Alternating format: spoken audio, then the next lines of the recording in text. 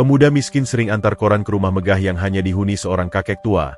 Suatu hari ia menyelamatkan kakek tersebut yang jatuh sakit, hingga pemuda ini diangkat jadi cucunya.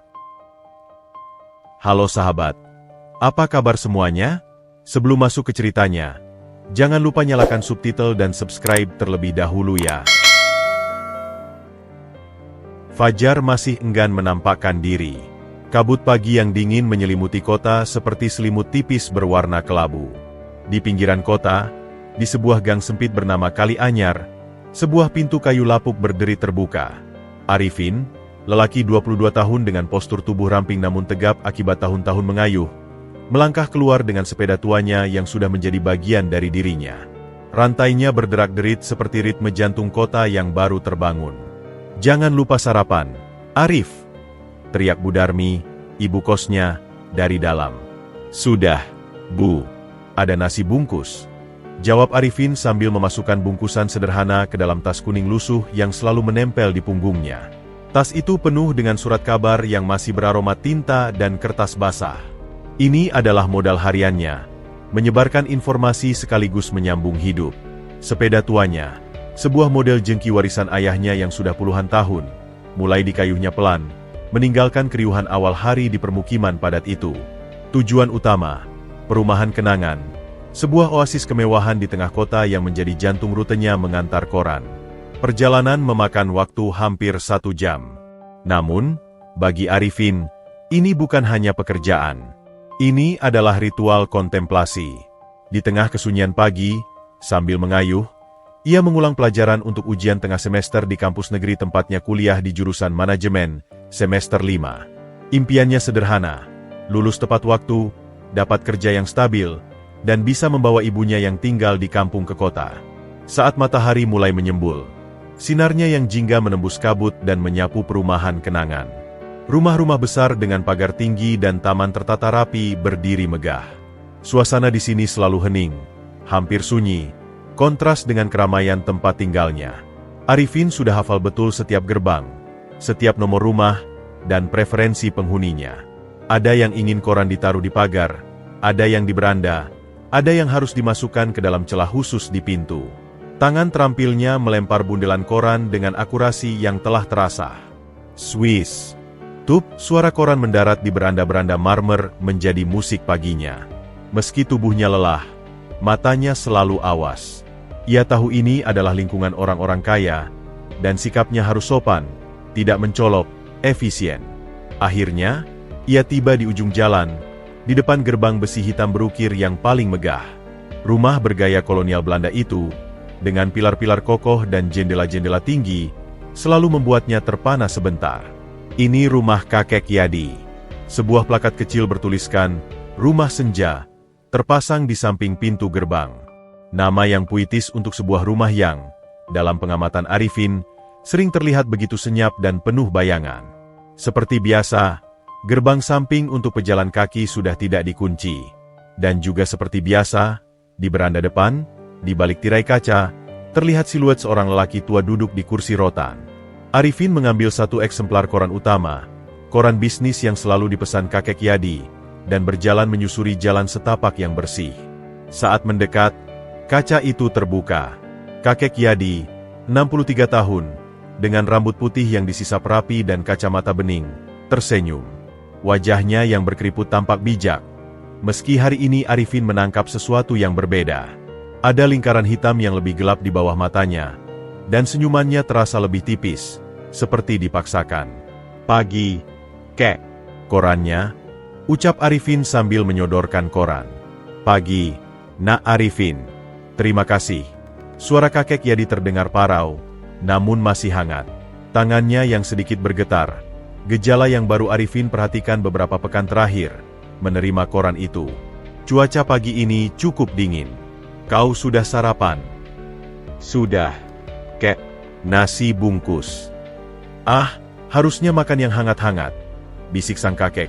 Lalu pandangannya menerawang ke kejauhan, ke arah matahari yang mulai terbit di antara pucuk-pucuk pohon mahoni di ujung jalan. Pagi yang indah, tapi kadang terasa panjang sekali. Kalimat itu melayang, penuh dengan muatan yang tidak bisa sepenuhnya Arifin pahami. Hanya ada kesedihan yang dalam, Semacam kelabu yang lebih pekat daripada kabut pagi tadi, yang mengambang di sekitar kakek itu. "Iya, Kek," jawab Arifin, tidak tahu harus berkata apa. "Saya lanjut dulu, ya. Jaga kesehatan." Kakek Yadi mengangguk pelan. Matanya masih kosong. "Iya, Nak. Kau juga. Hati-hati di jalan."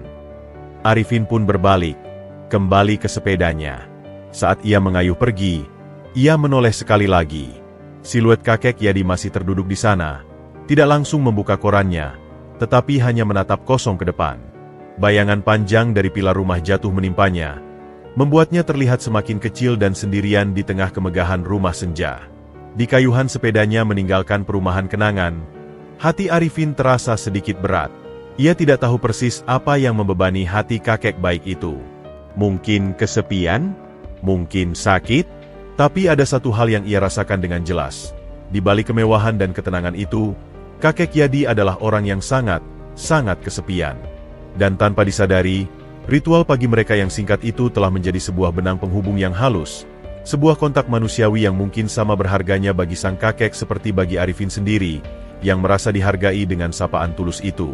Dia mengayuh lebih kencang, meninggalkan jalan kenangan yang sunyi, menuju keramaian hidupnya yang lain. Namun, bayangan wajah kakek Yadi yang murung pagi itu, dan gerbang besi hitam, rumah senja, terpatri dalam ingatannya lebih dalam dari biasanya. Sebuah firasat samar, seperti angin dingin yang menyelinap di balik jaketnya, terasa mengusik. Hari itu, seolah mengabarkan, sesuatu akan berubah. Setelah pintu kaca beranda ditutup pelan, kesunyian langsung menyergap dengan intensitas yang hampir fisik. Senyap itu bukan ketenangan, melainkan sebuah tekanan, sebuah vakum yang menyesakkan. Kakek Yadi tetap terduduk di kursi rodanya. Koran yang masih terlipat rapi tergeletak di pangkuannya. Tangannya yang bergetar halus kini meraba-raba permukaan kayu sandaran kursi, mencari titik yang tepat untuk menekan. Sebuah bunyi klik lembut, dan sebagian lantai beranda dekat kakinya turun perlahan, membuka sebuah kompartemen tersembunyi. Dari dalamnya, kakek Yadi mengeluarkan sebuah bingkai foto berukuran sedang. Foto itu adalah potret keluarga yang diambil 20 tahun silam, di taman yang sama yang sekarang terlihat begitu sempurna dan steril. Ia, dengan rambut masih sebagian hitam, duduk dengan bangga. Di sampingnya, istrinya, Alia, tersenyum dengan mata yang berbinar-binar penuh kasih. Di depan mereka, Rendra yang saat itu remaja, berusia sekitar 15 tahun, dan Siska yang masih kecil, sekitar 8 tahun, dengan pita besar di rambutnya. Mereka semua tertawa, terlihat seperti keluarga yang sempurna. Kakek Yadi menelusuri kaca foto di atas wajah Alia dengan ujung jarinya yang keriput. "Alia," bisiknya lirih pada ruang kosong. "Mereka sudah jauh sekali." Dengan napas berat, ia mengembalikan bingkai itu ke tempat persembunyiannya dan mengaktifkan mekanisme untuk menutupnya kembali. Lantai kembali rata, tanpa jejak. Itulah satu-satunya kenangan berharga yang tidak ingin ia pamerkan, yang ia simpan untuk dirinya sendiri, terlindung dari pandangan siapapun, bahkan mungkin dari anak-anaknya sendiri jika mereka datang. Dengan langkah tertatih, ia masuk ke dalam rumah. Kaki kanannya sedikit menyeret, efek dari asam urat kronis yang dideritanya. Ruang tamu yang luas dengan langit-langit tinggi dan lampu kristal mewah terasa dingin. Karpet Persia yang mahal tidak menyerap suara, hanya membuat langkahnya terdengar seperti derap kaki di ruang hampa. Dia melewati ruang keluarga yang dilengkapi dengan home theater termutakhir yang tidak pernah dinyalakan, dan akhirnya tiba di ruang kerjanya. Ruang kerja ini adalah satu-satunya ruangan yang masih terasa hidup. Rak-rak buku penuh dengan literatur bisnis, sejarah, dan filsafat. Di meja kerjanya yang terbuat dari kayu jati tua, berantakan dengan dokumen, namun dalam kerapian tertentu. Di tengah-tengah tumpukan itu, terselip sebuah surat yang dikirim dari Singapura sepekan lalu. Surat dari Rendra. Isinya formal, penuh dengan laporan kinerja investasi, tetapi di paragraf akhir, dengan halus sekali, menanyakan kemungkinan restrukturisasi portofolio aset, dan alih kepemilikan saham perusahaan keluarga untuk efisiensi manajemen. Di sebelah surat itu, ada dokumen lain yang lebih resmi, dari kantor pengacaranya, Gunawan Urekan. Itu adalah draft revisi wasiat yang sudah kesekian kalinya. Nama Rendra dan Siska masih tercantum sebagai penerima utama, Tetapi ada klausul baru yang digarisbawahi dengan tinta merah oleh kakek Yadi sendiri. Segala keputusan mengenai likuidasi atau penjualan aset utama harus mendapat persetujuan tertulis dari pewaris, saya, selagi masih hidup. Itu adalah tameng terakhirnya.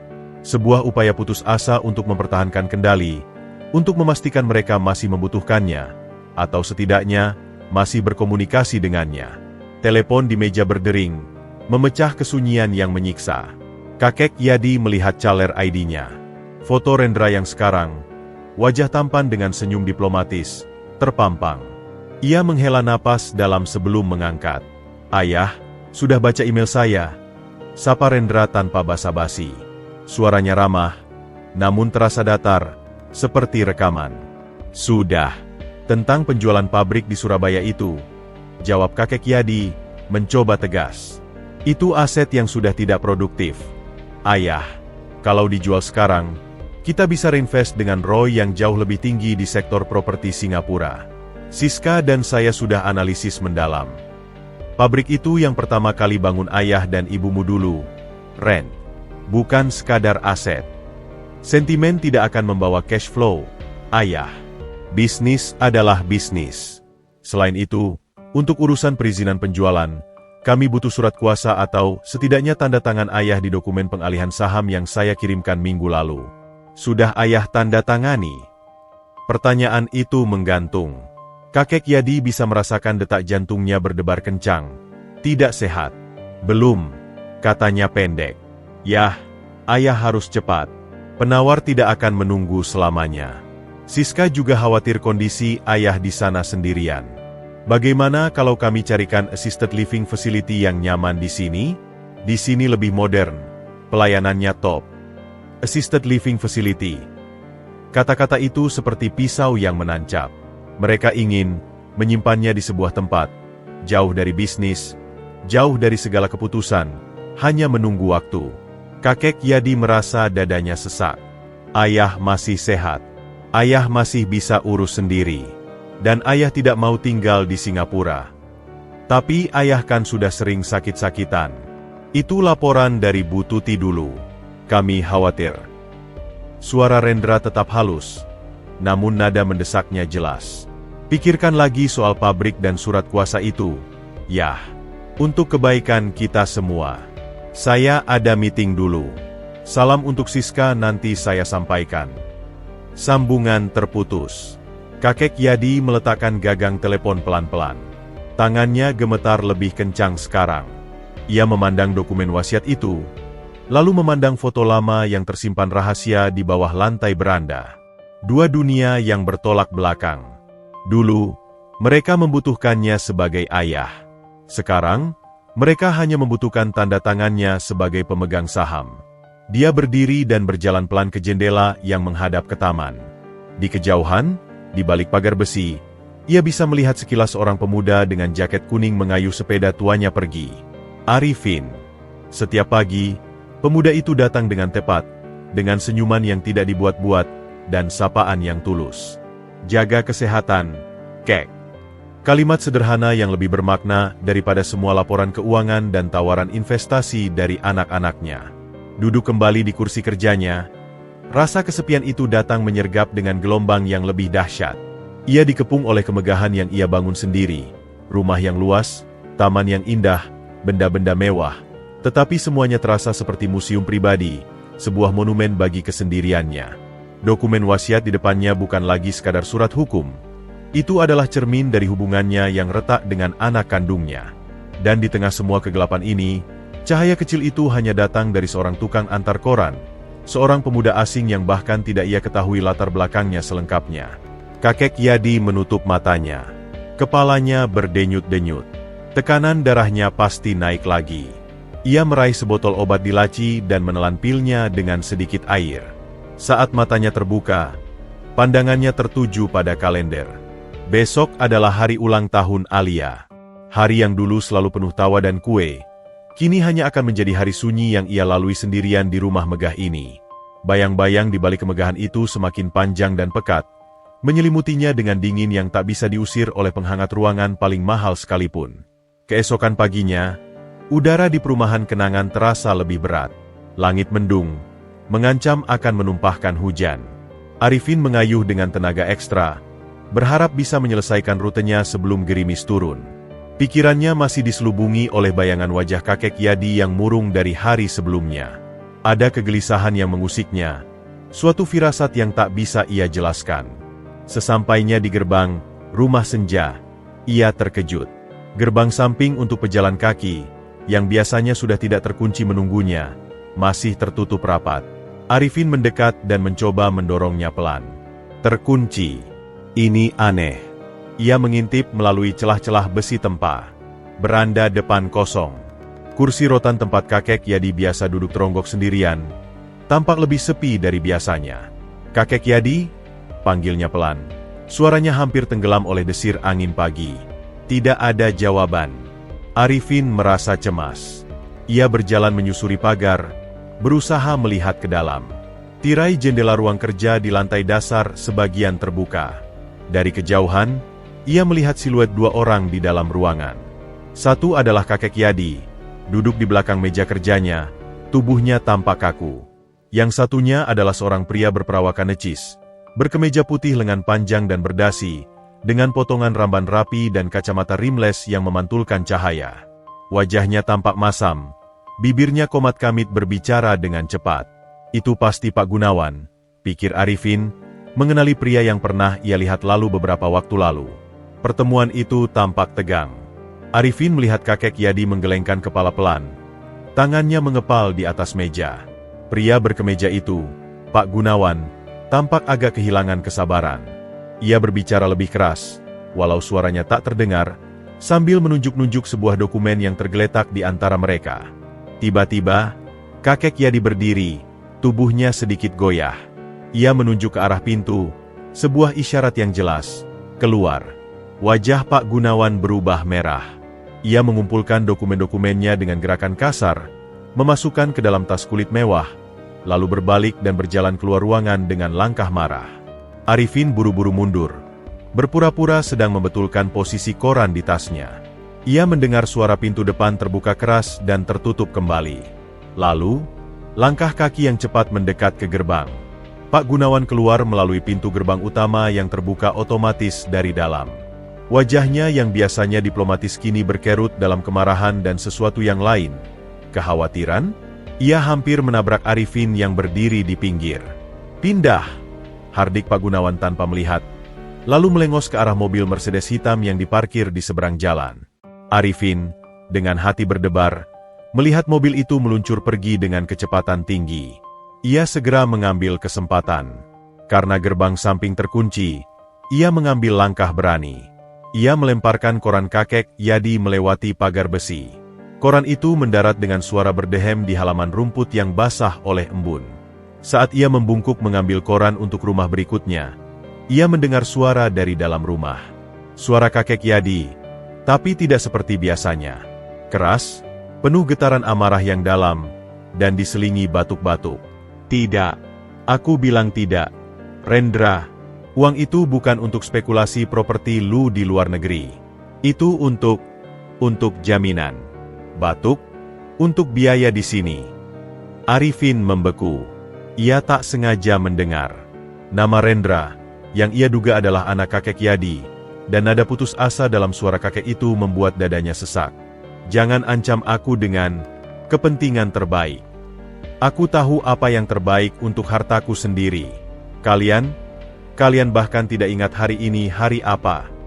Suara kakek Yadi pecah, hampir seperti tangisan yang ditahan. "Sudah, jangan telepon lagi hari ini. Aku tidak enak badan." Kemudian, ada suara gagang telepon dibanting. Lalu, sunyi yang lebih menyeramkan daripada teriakan. Arifin berdiri di luar pagar, hatinya bergejolak.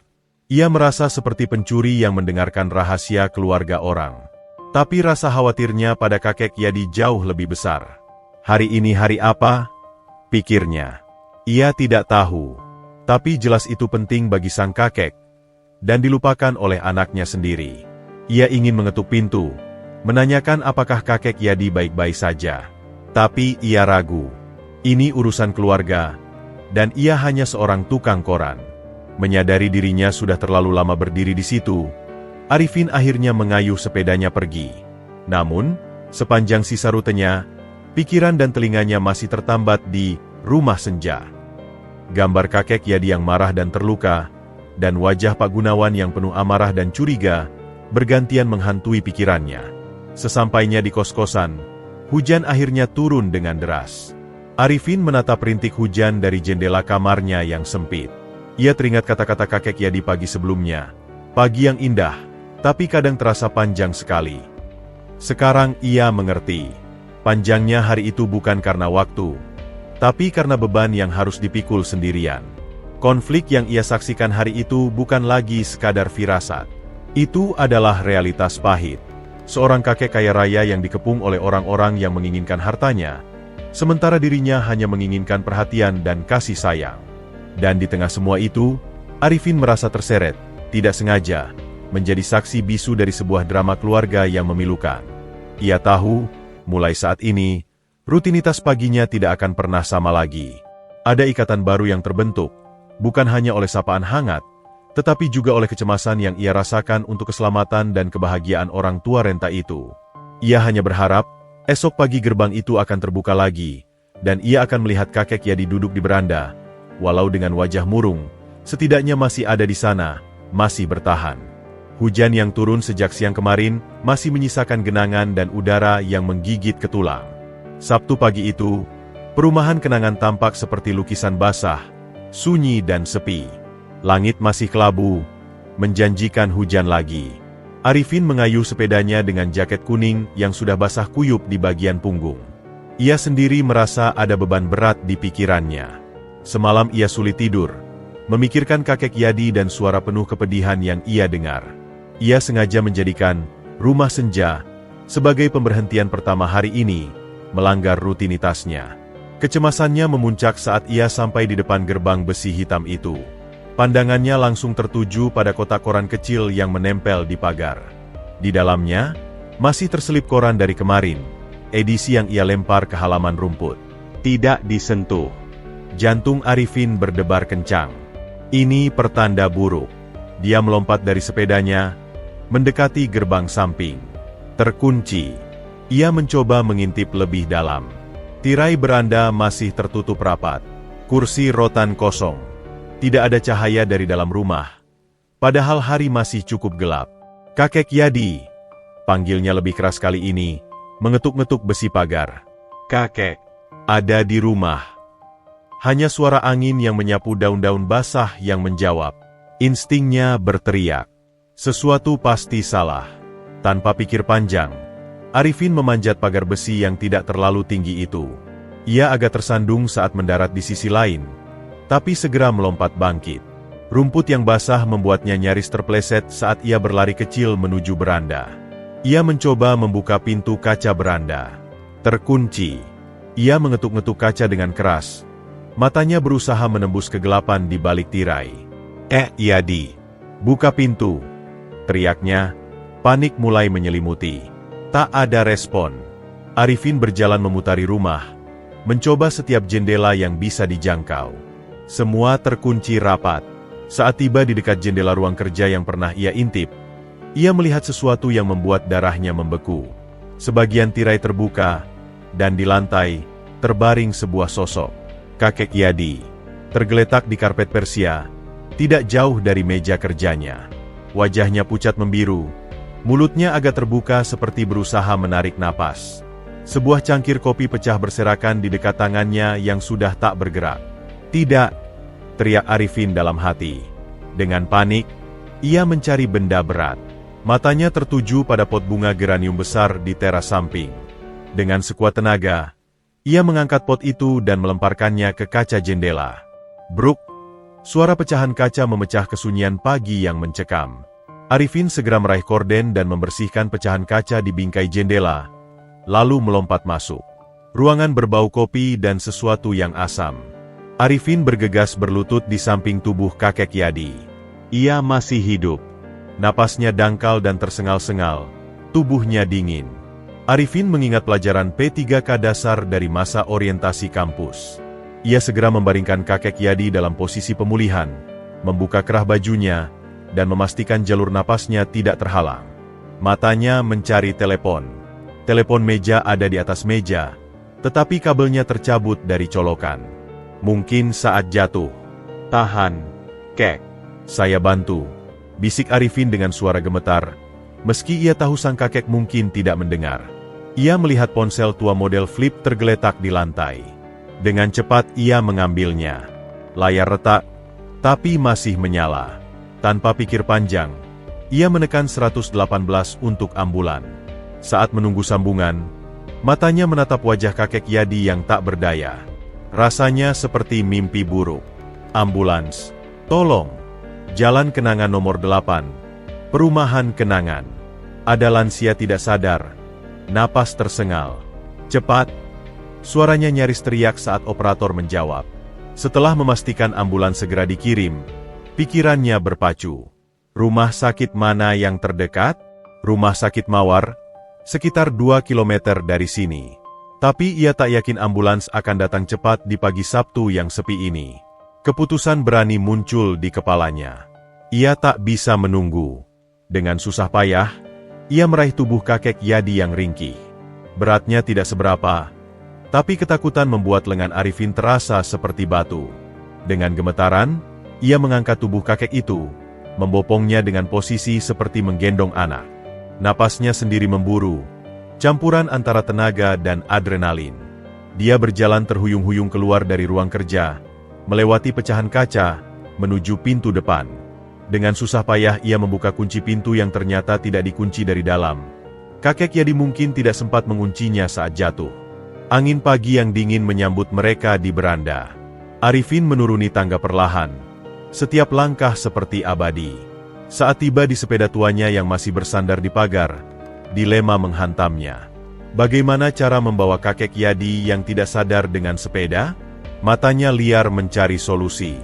Ia melihat gerobak sampah kecil milik tukang kebun yang biasanya parkir di sisi rumah. Tanpa pikir panjang, ia membaringkan kakek Yadi dengan hati-hati di atas gerobak itu, melepas jaket kuningnya sendiri yang basah dan menyelimutkannya pada tubuh kakek yang menggigil. Lalu, dengan kekuatan terakhir yang ia kumpulkan, ia mendorong gerobak itu keluar melalui gerbang utama yang akhirnya bisa ia buat terbuka. Di jalanan yang masih sepi, pemandangan aneh terlihat. Seorang pemuda miskin, dengan baju lengan pendek yang basah oleh keringat dan hujan, mendorong gerobak sampah berisi seorang lelaki tua kaya raya yang terbaring tak berdaya. Kayuhannya tak lagi menggunakan kaki, tetapi seluruh tenaga di tangan dan punggungnya untuk mendorong. Setiap lubang di jalan terasa seperti gunung. Setiap hembusan napas kakek Yadi yang tersengal adalah reminder bahwa waktu semakin menipis. "Jangan pergi, kek," desisnya sambil mendorong. Air mata mulai mengaburkan pandangannya, bercampur dengan keringat dan sisa air hujan. "Tahan. Sebentar lagi. Tolong, tahan." Perjalanan 2 kilometer itu terasa seperti maraton seumur hidup. Dunia di sekelilingnya mengabur. Ia hanya fokus pada denyut nadi kecil di leher kakek Yadi yang masih ia cek sesekali, dan pada pintu IGD Rumah Sakit Mawar yang semakin membesar di kejauhan. Dan di tengah kepanikan yang mengharu biru itu, satu pikiran menancap kuat di benak Arifin. Ia harus menyelamatkan orang yang selama ini telah memberikan secerca kehangatan dalam rutinitas paginya. Ia tak peduli lagi pada pagar besi, rumah megah, atau dokumen wasiat. Yang ia pedulikan hanyalah nyawa manusia renta di hadapannya, yang bahkan di saat tergenting pun, terlihat begitu kesepian. Suara roda gerobak yang menderit-derit di aspal basah berakhir dengan keras di depan pintu masuk instalasi gawat darurat, IGD, Rumah Sakit Mawar. Petugas keamanan yang mengantuk langsung terbangun, matanya melotot melihat pemandangan yang tidak lazim. Seorang pemuda compang-camping mendorong gerobak sampah yang membawa seorang laki tua dengan wajah pucat membiru. "Tolong! Bantu! Dia tidak sadar!" teriak Arifin. Suaranya parau dan napasnya tersengal-sengal. Kekacauan sesaat terjadi sebelum protokol medis mengambil alih. 2 perawat dan seorang dokter jaga bergegas keluar dengan tandu. Dengan gerakan terampil, mereka memindahkan tubuh kakek Yadi dari gerobak ke tandu. Sorot lampu neon IGD yang terang benderang menyinari wajah kakek Yadi yang tampak semakin tak bernyawa, membuat Arifin semakin ciut. "Siapa ini? Ada tahu riwayat penyakitnya?" tanya dokter sambil mereka membawa tandu masuk dengan cepat. Kakek Yadi. Dia sering asam urat, tekanan darah tinggi katanya. Tadi saya temukan di rumahnya. Jatuh. Jawab Arifin berusaha mengimbangi langkah mereka, masuk ke dalam IGD yang berbau antiseptik. Ia dihalangi oleh perawat di depan pintu kamar resusitasi. Tunggu di sini. Ya, kami akan berusaha. Pintu ditutup. Arifin terduduk lemas di bangku plastik keras di koridor. Ia menggigil. Baju kaosnya basah oleh keringat dan sisa hujan, dan tanpa jaket, udara dingin AC rumah sakit menusuk tulang. Tangannya bergetar, baik karena kelelahan maupun syok. Ia menatap tangannya yang kotor dan ada sedikit goresan dari pecahan kaca. Di siku kanannya, noda kecoklatan, kopi, atau sesuatu yang lain, membuat perutnya mual. Waktu berjalan dengan lambat sekali. Setiap detik terasa seperti siksaan.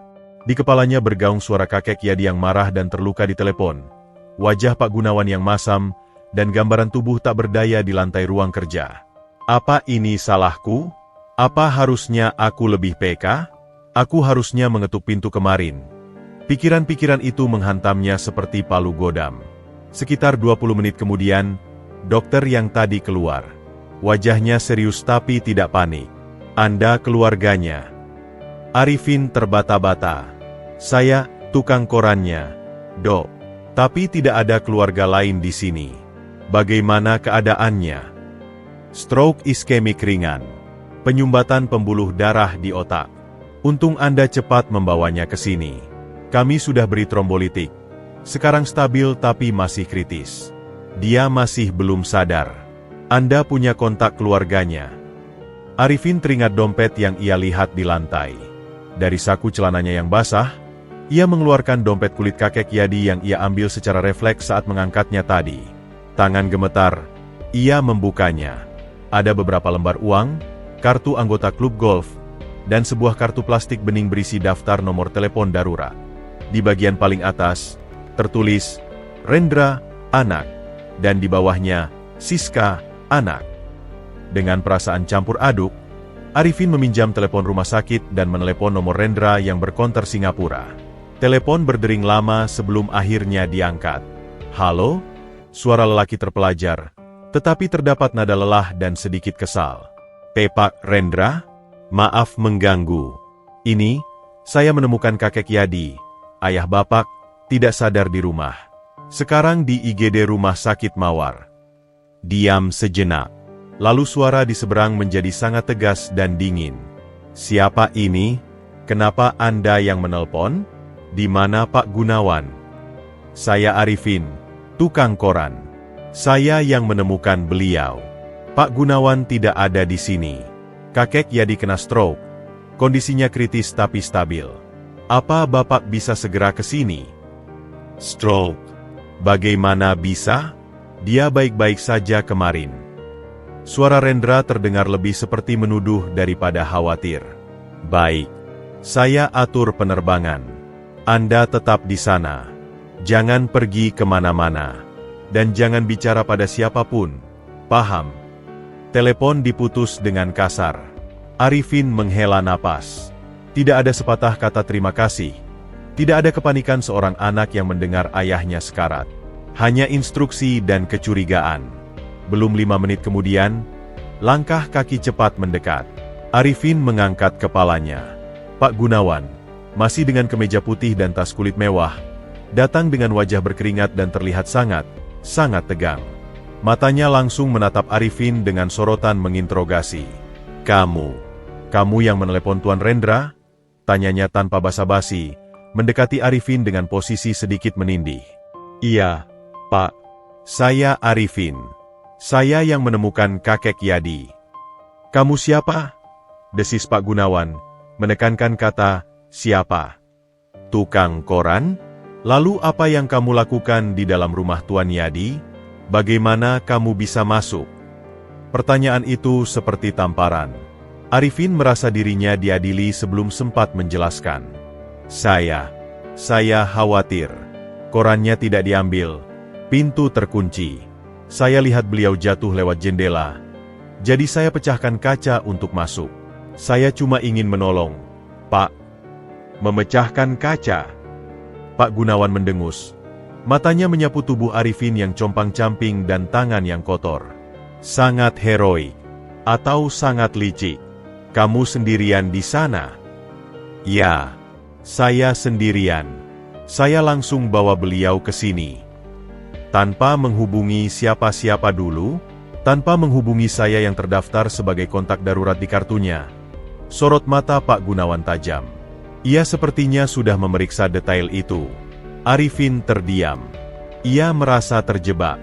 Saya panik. Saya langsung telepon ambulans. Lalu saya bawa beliau ke sini karena takut terlambat. Baru kemudian saya hubungi Pak Rendra. Cerita yang bagus, gumam Pak Gunawan, tidak mempercayai sepenuhnya. Dia menarik napas. Baik. Sekarang, serahkan dompet Tuan Yadi itu pada saya. Saya yang akan urus administrasi dan keperluannya. Dengan enggan, Arifin menyerahkan dompet itu. Ada perasaan aneh. Ia baru saja mempertaruhkan segalanya untuk menyelamatkan seorang manusia, dan kini ia diperlakukan seperti pencuri yang ketahuan basah. Dan kamu, lanjut Pak Gunawan, jangan kemana-mana. Tuan Rendra ingin bicara denganmu saat dia tiba. Paham. Arifin hanya bisa mengangguk lemas. Pak Gunawan kemudian berbalik dan mendekati petugas administrasi, berubah total menjadi sosok yang sopan dan efisien. Permisi, saya Gunawan, pengacara dan penasihat hukum untuk Tuan Yadi. Saya yang akan handle semua administrasi dan penjaminannya. Tolong beri yang terbaik. Arifin terduduk kembali di bangku, merasa hancur. Rasa lelah fisik sekarang dipenuhi dengan kehancuran emosional. Ia menyelamatkan nyawa seseorang, tetapi ia malah menjadi tersangka. Ruangan IGD yang steril itu tiba-tiba terasa seperti sangkar. Di balik pintu itu, kakek Yadi berjuang antara hidup dan mati. Di luar, anak-anaknya sedang dalam perjalanan dengan niat yang belum jelas. Dan di koridor, duduk seorang pemuda miskin yang hanya bermaksud baik, terjepit di tengah arus kepentingan yang gelap dan penuh kecurigaan. Jaket kuningnya yang basah masih menyelimuti kakek Yadi di dalam ruang perawatan, meninggalkannya kedinginan dan sendirian, persis seperti perasaan hatinya saat ini. 3 hari berlalu. Kakek Yadi sudah dipindahkan dari IGD ke ruang perawatan intensif, HCU, dan kemudian ke kamar VIP yang sunyi di lantai atas. Arifin telah kembali ke rutinitasnya, mengantar koran, kuliah, tetapi pikirannya tak pernah sepenuhnya pergi dari bau antiseptik rumah sakit dan sosok Renta di balik pintu kamar nomor 712. Setiap hari, sepulang mengantar koran atau usai kuliah, ia menyempatkan diri mampir. Ia tak berani masuk, hanya mengintip dari celah kaca pengintip atau bertanya pada perawat jaga tentang kondisi sang kakek. Masih belum sadar penuh, tapi sudah merespon rangsangan, kata seorang perawat ramah pada hari kedua. Kabar itu sedikit meringankan beban di dada Arifin. Pada hari ketiga, saat Arifin datang dengan membawa sebungkus kecil buah pisang, satu-satunya buah yang mampu ia beli, perawat yang sama tersenyum padanya. Coba masuk, Mas. Tadi matanya agak terbuka. Siapa tahu bisa mengenali suara. Dengan hati berdebar-debar, Arifin mendorong pintu kayu kamar VIP yang berat. Suasana di dalamnya kontras dengan koridor yang terang. Lampu temaram, monitor berdetak pelan dengan grafik hijau yang naik turun, dan suara mesin pernapasan yang berdesis lembut. Di tengah ranjang besar, kakek Yadi terbaring dengan selang infus di tangan dan oksigen di hidungnya. Wajahnya masih pucat, tetapi sedikit warna sudah kembali ke pipinya. Kelopak matanya berkedut-kedut. Arifin mendekat, duduk di kursi plastik di samping ranjang. Kek? Bisiknya, suara serak. Ini Arifin. Lama tidak ada respon. Lalu, jari tangan kakek Yadi yang bebas dari infus bergerak sangat halus. Kelopak matanya terbuka tipis, memperlihatkan sepasang mata yang redup dan bingung. Mereka menatap langit-langit, lalu perlahan-lahan bergeser ke arah Arifin. Butuh beberapa detik sebelum fokus. Bibir yang kering bergetar, mencoba membentuk kata. Suara yang keluar hanyalah desisan napas. Arifin buru-buru mengambil air dengan kapas di meja samping dan membasahi bibir sang kakek. If? Suara itu nyaris tak terdengar, parau seperti daun kering. Iya, Kek. Saya Arifin. Jawabnya, tangannya tanpa sadar memegang tangan kakek Yadi yang dingin. Kakek di rumah sakit. Sekarang sudah lebih baik. Mata tua itu memandangnya lama, seolah memproses. Kemudian, sebuah tetes air mata menggenang di sudut mata kanannya dan mengalir pelan ke pelipis. "Kamu yang selamatkan?"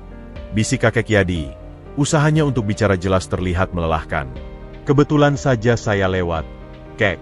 Yang penting kakek sembuh." "Tidak kebetulan." Kakek Yadi memejamkan mata sebentar, mengumpulkan tenaga. "Kamu datang. Mereka tidak.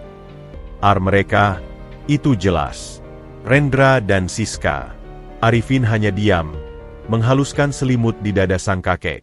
Di tengah keheningan itu, telepon di meja samping, ponsel baru yang dibelikan Pak Gunawan, berdering.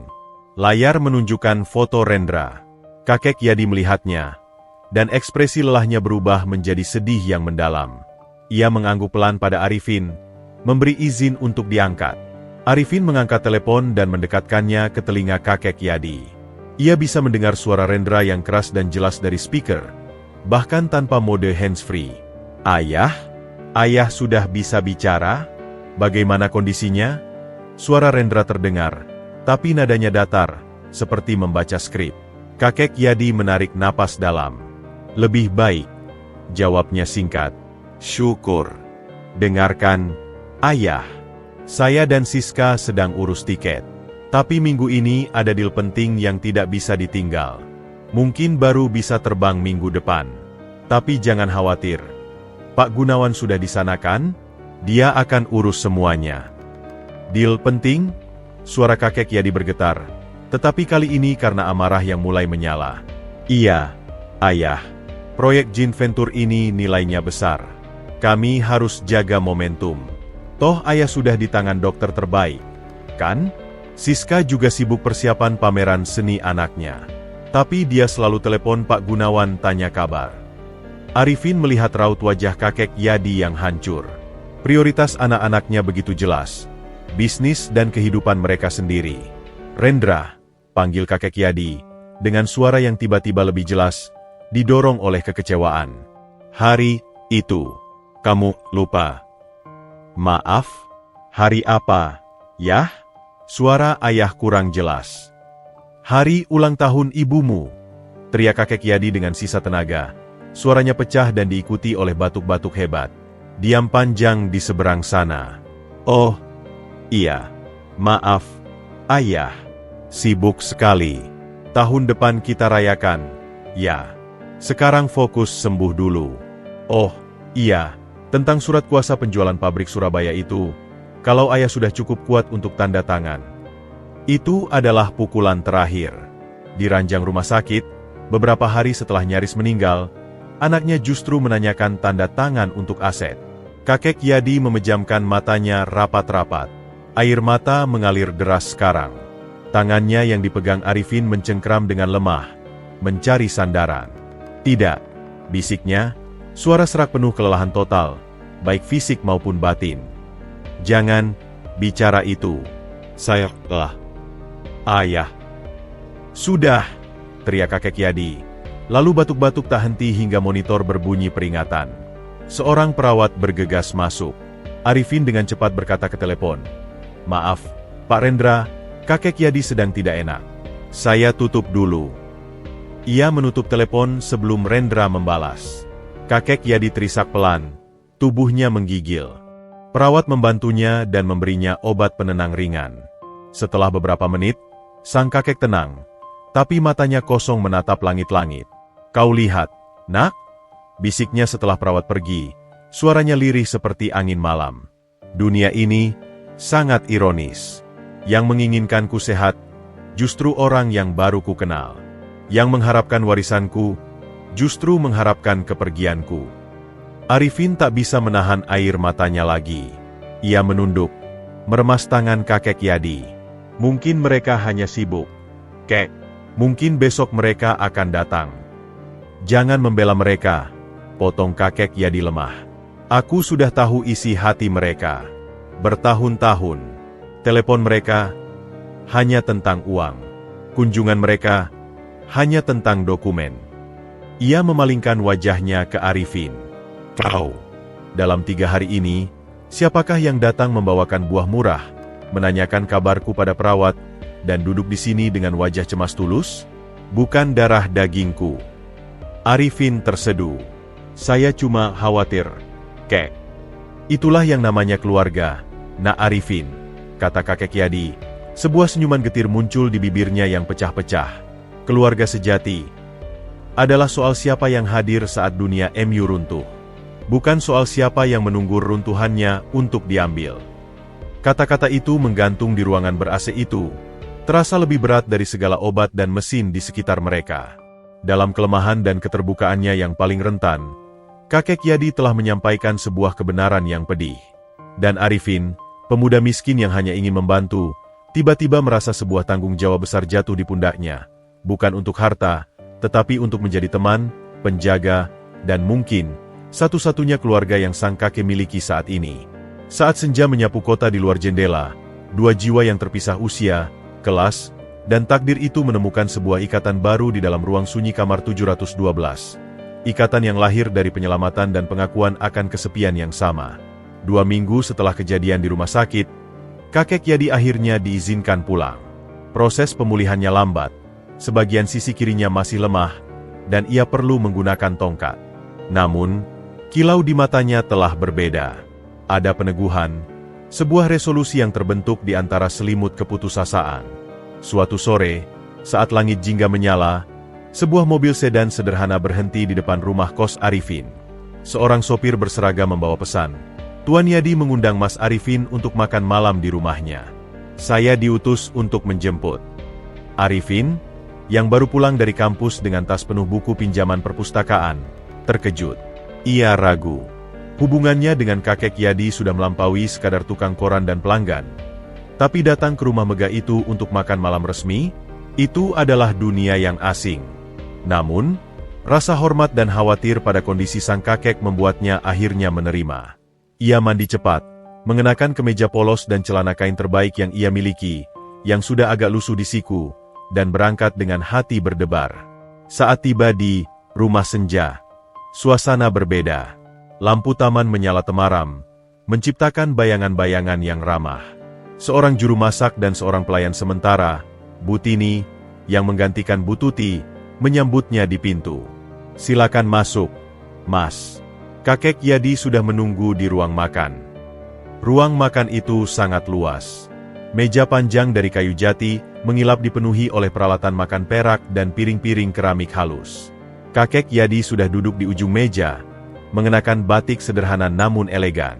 Wajahnya masih tampak lelah, tetapi senyumnya hangat dan tulus. Masuk, Nak.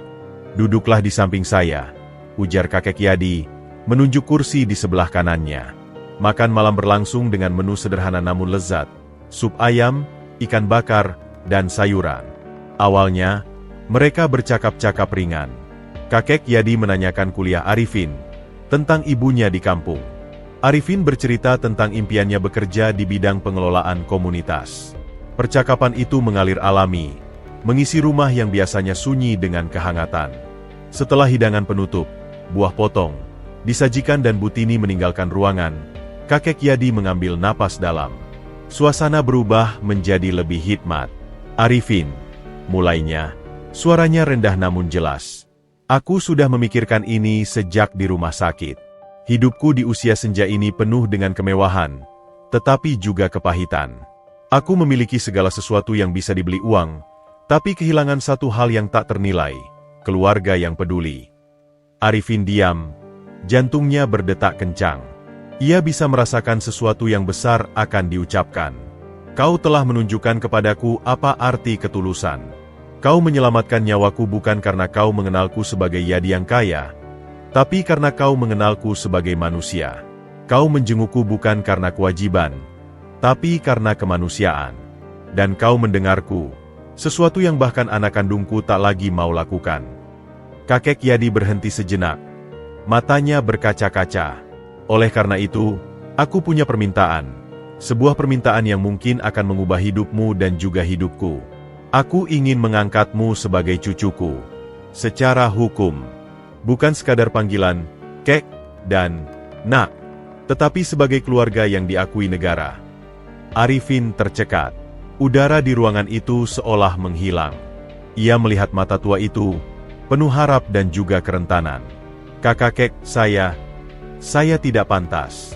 Saya cuma anak miskin, tukang antar koran. Keluarga kakek pasti tidak akan setuju. Keluargaku adalah mereka yang peduli padaku, potong kakek Yadi tegas. Rendra dan Siska telah memilih hidup mereka, dan aku menghormati itu. Tapi mereka tidak berhak memilihkan siapa yang boleh menjadi keluargaku. Soal pantas? Pantas menurut siapa?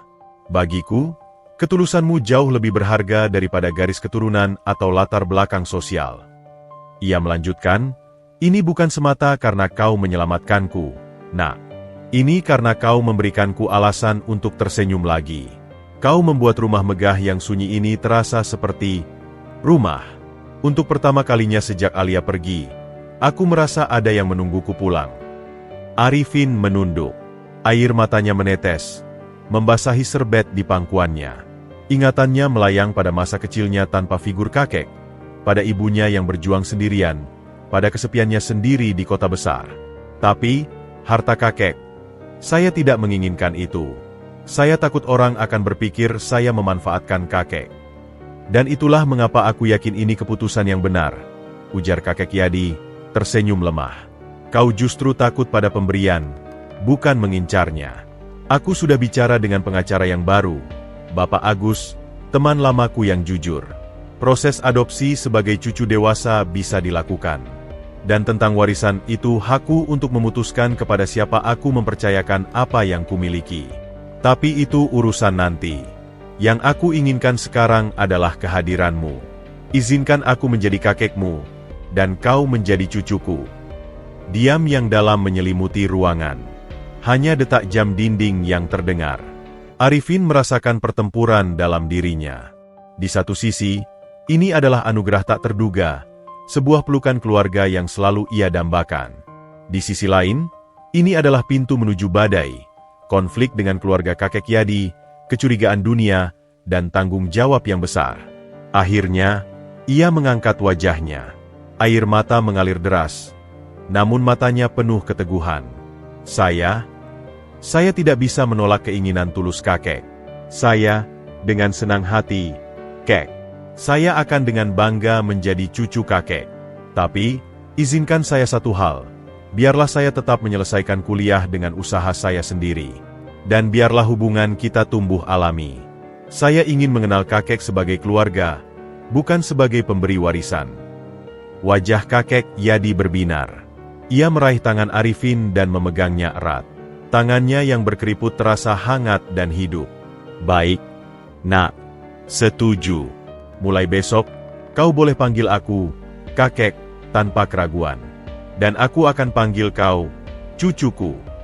Kita akan belajar bersama. Kau bisa ajari aku tentang dunia anak muda, dan mungkin aku bisa bagi sedikit ilmu hidup padamu. Malam itu, Arifin pulang dengan perasaan seperti mimpi. Sopir yang mengantarnya melihat senyum kecil di wajah pemuda itu. Saat ia menoleh ke belakang, melihat rumah senja yang semakin kecil, ia tahu hidupnya telah berubah selamanya. Namun, di balik jendela kamar kerjanya, kakek Yadi duduk dengan secangkir teh. Ia mengambil foto lama Alia. Lihat, sayang, bisiknya pada foto. Aku akhirnya menemukan cahaya di senja hidupku. Dia mungkin bukan dari darah kita, tapi aku yakin, dia dari hati yang sama dengan kita. Lalu, dengan tekad bulat, ia mulai menyusun draft surat wasiat yang baru, dan surat pemberitahuan untuk Rendra dan Siska tentang keputusannya. Badai memang akan datang, tetapi untuk pertama kalinya dalam lama, kakek Yadi siap menghadapinya, dengan seorang cucu di sampingnya. Berita tentang rencana adopsi itu bocor ke telinga Rendra dan Siska lebih cepat dari yang diperkirakan. Bukan dari kakek Yadi yang masih menyiapkan surat resminya, melainkan dari Butini, pelayan sementara yang diam-diam disuap oleh Siska untuk melaporkan segala aktivitas aneh di rumah itu. Telepon dari Singapura datang seperti sirene malam hari, memecah kedamaian di rumah senja. Kakek Yadi, yang sedang ditemani Arifin belajar tentang pengelolaan keuangan sederhana di ruang perpustakaan, mengangkat telepon dengan wajah muram. Sebelum ia sempat berkata apapun, suara Rendra yang mendidih sudah menerjang. Ayah, benarkan kabar yang kami dengar? Ayah mau mengangkat seorang tukang koran sebagai cucu, dan memasukkan namanya dalam wasiat? Ayah sudah benar-benar kehilangan akal sehat. Kakek Yadi menekan tombol speakerphone. Matanya bertemu dengan Arifin yang duduk pucat. Aku dalam keadaan sangat waras, Rendra. Ini keputusanku. Keputusan yang dungu. Sambar Siska yang ikut berada di garis. Suaranya melengking. Itu jelas penipu kelas kakap. Yah, dia memanfaatkan kondisi ayah yang kesepian dan baru sakit. Dia meracuni pikiran ayah. Arifin menunduk. Tangannya mengepal di pangkuannya. Setiap kata seperti cambuk. Arifin tidak meracuni siapapun. Dialah yang menyelamatkan nyawaku saat kalian sibuk dengan deal penting kalian. Jawab kakek Yadi dengan tenaga yang terkumpul. Dan itu sudah kami ganti. Kami kirim uang untuk biaya rumah sakit. Untuk jasanya. Itu cukup. Tidak perlu sampai mengadopsi. Teriak Rendra. Kakek Yadi tertawa getir. Uang. Selalu uang bagi kalian. Kalian pikir segalanya bisa dibeli. Ketulusan dan kehadiran tidak. Nah, Arifin memberiku itu tanpa diminta. Kami akan pulang, geram Siska. Kami akan bawa Pak Gunawan dan kita bicara baik-baik. Ayah batalkan niat gila ini. Percakapan berakhir dengan nada ancaman. Seminggu kemudian, ancaman itu menjadi kenyataan. Sebuah mobil SUV mewah berhenti kasar di depan rumah. Rendra, Siska, dan Pak Gunawan yang kali ini wajahnya benar-benar menjadi boneka kayu yang tak beremosi, melangkah masuk tanpa diantar. Pertemuan berlangsung di ruang tamu utama, ruangan yang dulu menjadi saksi bisu kesendirian, kini menjadi medan perang keluarga. Arifin duduk di samping kakek Yadi, mencoba tetap tenang. Rendra, dengan setelan jas mahal, langsung menyerang. Siapa kamu sebenarnya? Tanyanya pada Arifin, menatapnya dari ujung kaki sampai kepala dengan pandangan merendahkan. Apa latar belakangmu? Sudah berapa lama kamu mengincar ayah saya? Saya tidak mengincar siapapun, Pak, jawab Arifin, berusaha tegas. Saya hanya menolong. Menolong? Atau beraksi pura-pura menolong? Skema klasik. Mendekati orang tua kaya yang kesepian, menunggu saat lemah, lalu menguasai. Siska menyeringai. Matanya penuh kebencian. Pak Gunawan dengan tenang meletakkan tasnya. Tuan Yadi, secara hukum, tindakan Anda mengadopsi orang dewasa dengan latar belakang mencurigakan dan dalam kondisi kesehatan yang belum pulih total dapat digugat sebagai tindakan di bawah pengaruh undue influence. Kami punya saksi bahwa setelah kejadian stroke, kondisi kognitif Anda menurun. Itu adalah pukulan rendah. Mereka menggunakan penyakitnya sendiri sebagai senjata. Kesehatanku jauh lebih baik karena ada yang merawat. Bantah kakek Yadi, bangkit dari duduknya dengan bantuan tongkat. Dan Arifin tidak mencurigakan. Dia lebih tulus dari kalian berdua yang hanya datang saat butuh tanda tangan. Kami keluarga ayah. Darah daging ayah, teriak Rendra, tidak lagi bisa menahan topeng kesopanannya. Keluarga. Kakek Yadi mendekati anaknya. Tubuhnya gemetar namun suaranya mengguruh. Keluarga yang mana? Keluarga yang melupakan hari ulang tahun ibumu? Keluarga yang menanyakan penjualan aset saat ayahmu masih terbaring di rumah sakit? Keluarga yang selama 3 tahun ini hanya menelepon untuk urusan uang? Dia menunjuk Arifin. Dia, dalam 3 bulan mengenalku, telah menunjukkan lebih banyak kepedulian daripada kalian berdua dalam 3 tahun terakhir. Dia yang menemukanku sekarat. Dia yang menjengukku dengan buah hasil jerih payahnya sendiri. Dia yang sekarang mendengarkanku bercerita tentang ibumu. Itu yang namanya keluarga. Ruangan hening sejenak. Kemarahan kakek Yadi yang meledak membuat Rendra dan Siska terdiam. Tapi hanya sebentar. Jadi ayah memilih seorang anak jalanan daripada anak kandung ayah sendiri. Desis Siska, air mata kemarahan di matanya. Aku tidak memilih. Kalian yang memilih untuk tidak menjadi anak.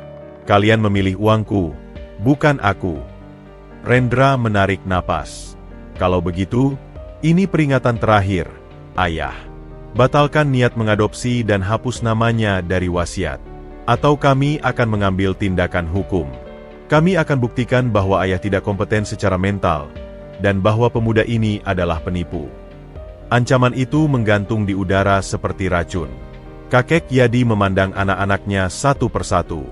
Di wajah mereka, ia tidak lagi melihat bayangan anak-anak kecil yang dulu tertawa di taman. Yang ia lihat adalah dua orang asing yang haus harta. Dengan suara yang tiba-tiba sangat tenang, namun mematikan, kakek Yadi berkata, "Kalau begitu, tidak ada lagi yang perlu dibicarakan. Sebagai tuan rumah, aku meminta kalian untuk pergi. Keluarkan diri kalian dari rumah ini.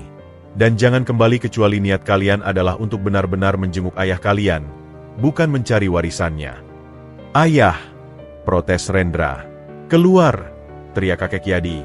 Suaranya memecah kesunyian ruangan, penuh dengan rasa sakit dan kekecewaan yang tak terbendung. "Sekarang! Atau aku yang akan telepon satpam." Pak Gunawan, membaca situasi, menangkupkan tangannya. "Baik, Tuan Yadi, kami akan pergi. Tapi ingat, ini baru awal." Dia memberi isyarat pada Rendra dan Siska. Dengan wajah merah padam dan penuh kebencian, mereka berbalik dan meninggalkan rumah. Arifin, yang selama ini dia membeku, melihat tubuh kakek Yadi bergetar hebat. Ia segera menyangga sang kakek sebelum terjatuh. "Kakek, tenang. Duduk dulu." Kakek Yadi memegang erat lengan Arifin. Napasnya tersengal. "Kau lihat, Nak, inilah kenyataan yang harus kita hadapi.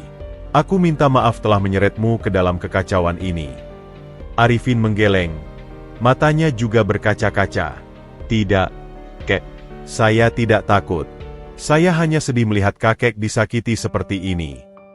Dengan atau tanpa mereka, hidupku harus berjalan," bisik kakek Yadi, menatap pintu yang baru saja ditutup dengan keras oleh anak-anaknya. "Dan sekarang, aku punya alasan yang lebih kuat untuk berjuang, untuk melindungi keluargaku yang baru." Badai resmi datang. Angin pertama telah menerpa, menghantam rumah senja dengan amarah dan keserakahan. Tapi di tengah pusarannya, dua jiwa, yang tua dan yang muda, justru berpegangan lebih erat. Mereka tahu, ini baru babak pertama dari sebuah perang yang akan menentukan masa depan keluarga yang mereka bangun dengan pilihan, bukan darah.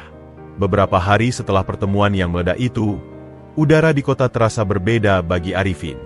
Dimulai dengan tatapan aneh dari tetangga kosnya, lalu bisik-bisik yang tiba-tiba berhenti saat ia lewat. Ia mengabaikannya, terlalu fokus pada kuliah, kerja, dan kunjungan rutinnya ke rumah senja untuk menemani kakek Yadi dalam terapi fisik. Angin pertama yang membawa petir datang dari kampus. Saat Arifin duduk di kantin setelah kelas, dua orang teman sekelasnya yang biasanya ramah tiba-tiba pindah tempat duduk. Kemudian, seorang senior yang dikenal suka menyebar gosip mendekatinya dengan senyum sinis. "Hei, Arif, beneran lu yang jadi bahan berita itu?" tanyanya sambil menyodorkan ponselnya. Di layar, terbuka sebuah portal berita online lokal. Judulnya menganga seperti luka. Tukang koran atau penjilat? Drama perebutan harta miliuner tua di perumahan kenangan. Di bawah judul, terpampang sebuah foto yang diambil dari jarak jauh namun cukup jelas. Dirinya sedang duduk di beranda rumah senja, membacakan sesuatu untuk kakek Yadi yang duduk di kursi rodanya. Foto itu diambil dengan lensa tele, seolah mengintip dari balik pagar. Artikel itu ditulis dengan gaya yang penuh bias. Dirinya digambarkan sebagai pemuda berpenampilan sederhana dengan masa lalu gelap, yang dengan licik menyusup ke kepercayaan seorang duda tua kaya raya yang sedang lemah secara fisik dan mental. Disebutkan tentang pengadopsian yang dipaksakan, dan dugaan kuat adanya manipulasi psikologis. Nama kakek Yadi disebut secara jelas. Begitu pula profesi Arifin sebagai tukang antar koran. Sumbernya dikutip sebagai keluarga dekat yang khawatir, dan pengacara keluarga. Arifin membacanya dengan perut mual. Tangannya gemetar memegang ponsel itu. Ini tidak benar, gumamnya. "Tapi fotonya bener kan itu lu?" goda senior itu. "Wah, selamat ya. Dapat sugar grandpa. Ajakin dong." Arifin berdiri begitu saja, meninggalkan setengah piring nasi dan rasa malu yang membakar.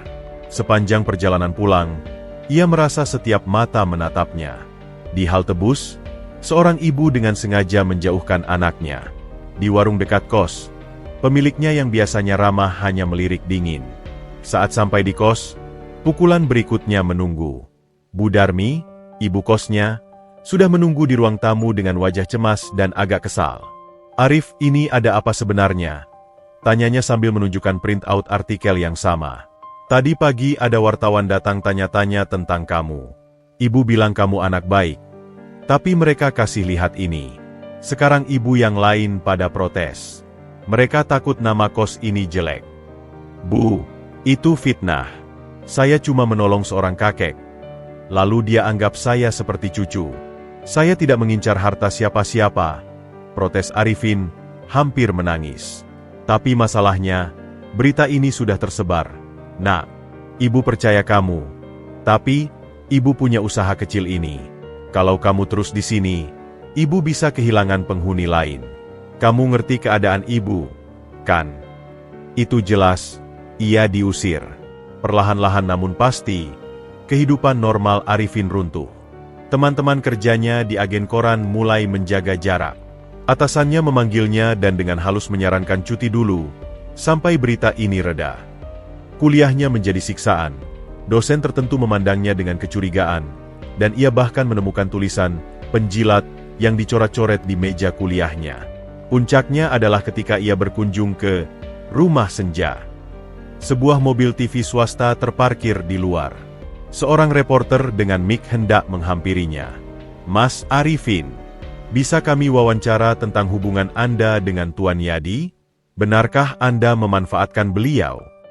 Arifin lari masuk melalui pintu belakang dengan hati berdebar kencang. Ia menemukan kakek Yadi di ruang perpustakaan.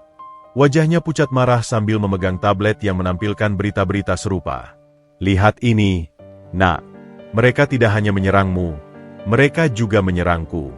Disebutkan aku sudah pikun, tidak kompeten," gumam kakek Yadi, suaranya bergetar. "Ini pasti ulah Rendra dan Gunawan. Mereka gunakan media untuk menghancurkan kita." Arifin terduduk lemas di kursi. Tekanan itu begitu berat. Dunia seolah berkonspirasi melawannya. "Kakek, mungkin saya yang harus mundur," ucapnya. Suara hampir tak terdengar. "Selama saya masih dekat dengan kakek, berita seperti ini akan terus muncul. Saya tidak tahan melihat kakek difitnah juga. Dan, saya sudah diusir dari kos. Teman-teman menjauh. Kakek tidak perlu repot-repot membela saya." Kakek Yadi memandangnya lama. Lalu, dengan susah payah bangkit, ia berjalan pelan menghampiri Arifin dan meletakkan tangannya di bahu pemuda itu. "Arifin, dengarkan baik-baik. Kekuatan sejati seorang manusia diuji bukan saat dia menikmati kemewahan, tapi saat dia berdiri di tengah badai fitnah. Kalau kau lari sekarang, apa yang terjadi? Fitnah mereka menjadi kebenaran. Mereka menang. Dan yang lebih penting, kau membiarkan ketulusan hatimu dikalahkan oleh kebohongan dan keserakahan." Ia berjongkok perlahan agar sejajar dengan Arifin yang terduduk. "Aku sudah melalui banyak badai dalam hidup, Nak. Badai bisnis, badai penipuan, badai kesedihan. Dan satu hal yang aku pelajari, kebenaran akhirnya akan menang. Tapi kebenaran harus diperjuangkan, tidak bisa hanya menunggu. Kalau kau mundur sekarang, sama saja kau membiarkan mereka merampas bukan hanya hartaku, tapi juga harga dirimu dan hubungan kita." "Betkek." Semua orang menjauh. "Saya sendirian," bisik Arifin, air mata akhirnya tumpah. "Kau tidak sendirian," tegas kakek Yadi, memegang erat bahu Arifin. "Kau ada aku. Dan aku percaya, masih ada orang-orang baik di luar sana yang bisa melihat kebenaran. Tapi kita harus tunjukkan pada mereka. Kita harus lawan dengan kepala tegak. Aku sudah tua, Nak. Aku tidak takut pada omongan orang. Yang aku takutkan adalah kehilangan satu-satunya keluarga yang masih peduli padaku. Jadi, jangan pergi. Bertahanlah bersamaku." Kata-kata itu seperti air di padang pasir. Arifin melihat mata tua itu, penuh keyakinan dan cinta yang tak tergoyahkan. Di tengah dunia yang berbalik memusuhinya, ada satu orang yang berdiri kokoh di sisinya. "Baik, Kek," jawab Arifin, mengusap air matanya. Saya akan bertahan. Bagus, ujar kakek Yadi sambil tersenyum kecil. Sekarang, hal pertama, kau pindah ke sini. Ada kamar kosong di sayap timur. Ini rumah kita, dan di rumah sendiri kita seharusnya merasa aman. Kedua, kita akan cari bantuan hukum yang bisa kita percaya. Ada teman lamaku, pengacara yang jujur. Dan ketiga, kita akan buktikan pada semua orang bahwa hubungan kita murni, dengan terus berbuat baik, bersama-sama. Malam itu, untuk pertama kalinya, Arifin menginap di rumah senja. Tidurnya tidak nyenyak. Diganggu mimpi buruk tentang kerumunan yang menunjuk-nunjuknya. Tapi ketika ia terbangun di pagi hari, dan melihat kakek Yadi sudah duduk di teras dengan 2 cangkir teh menunggunya, rasa tenang menyelinap. Badai di luar mungkin masih mengamuk, tetapi di dalam rumah ini, ada sebuah pelabuhan yang aman. Dan Arifin memutuskan, ia akan berlabuh dan berjuang dari sini, karena inilah tempat di mana ia dianggap sebagai keluarga, bukan sebagai penjahat.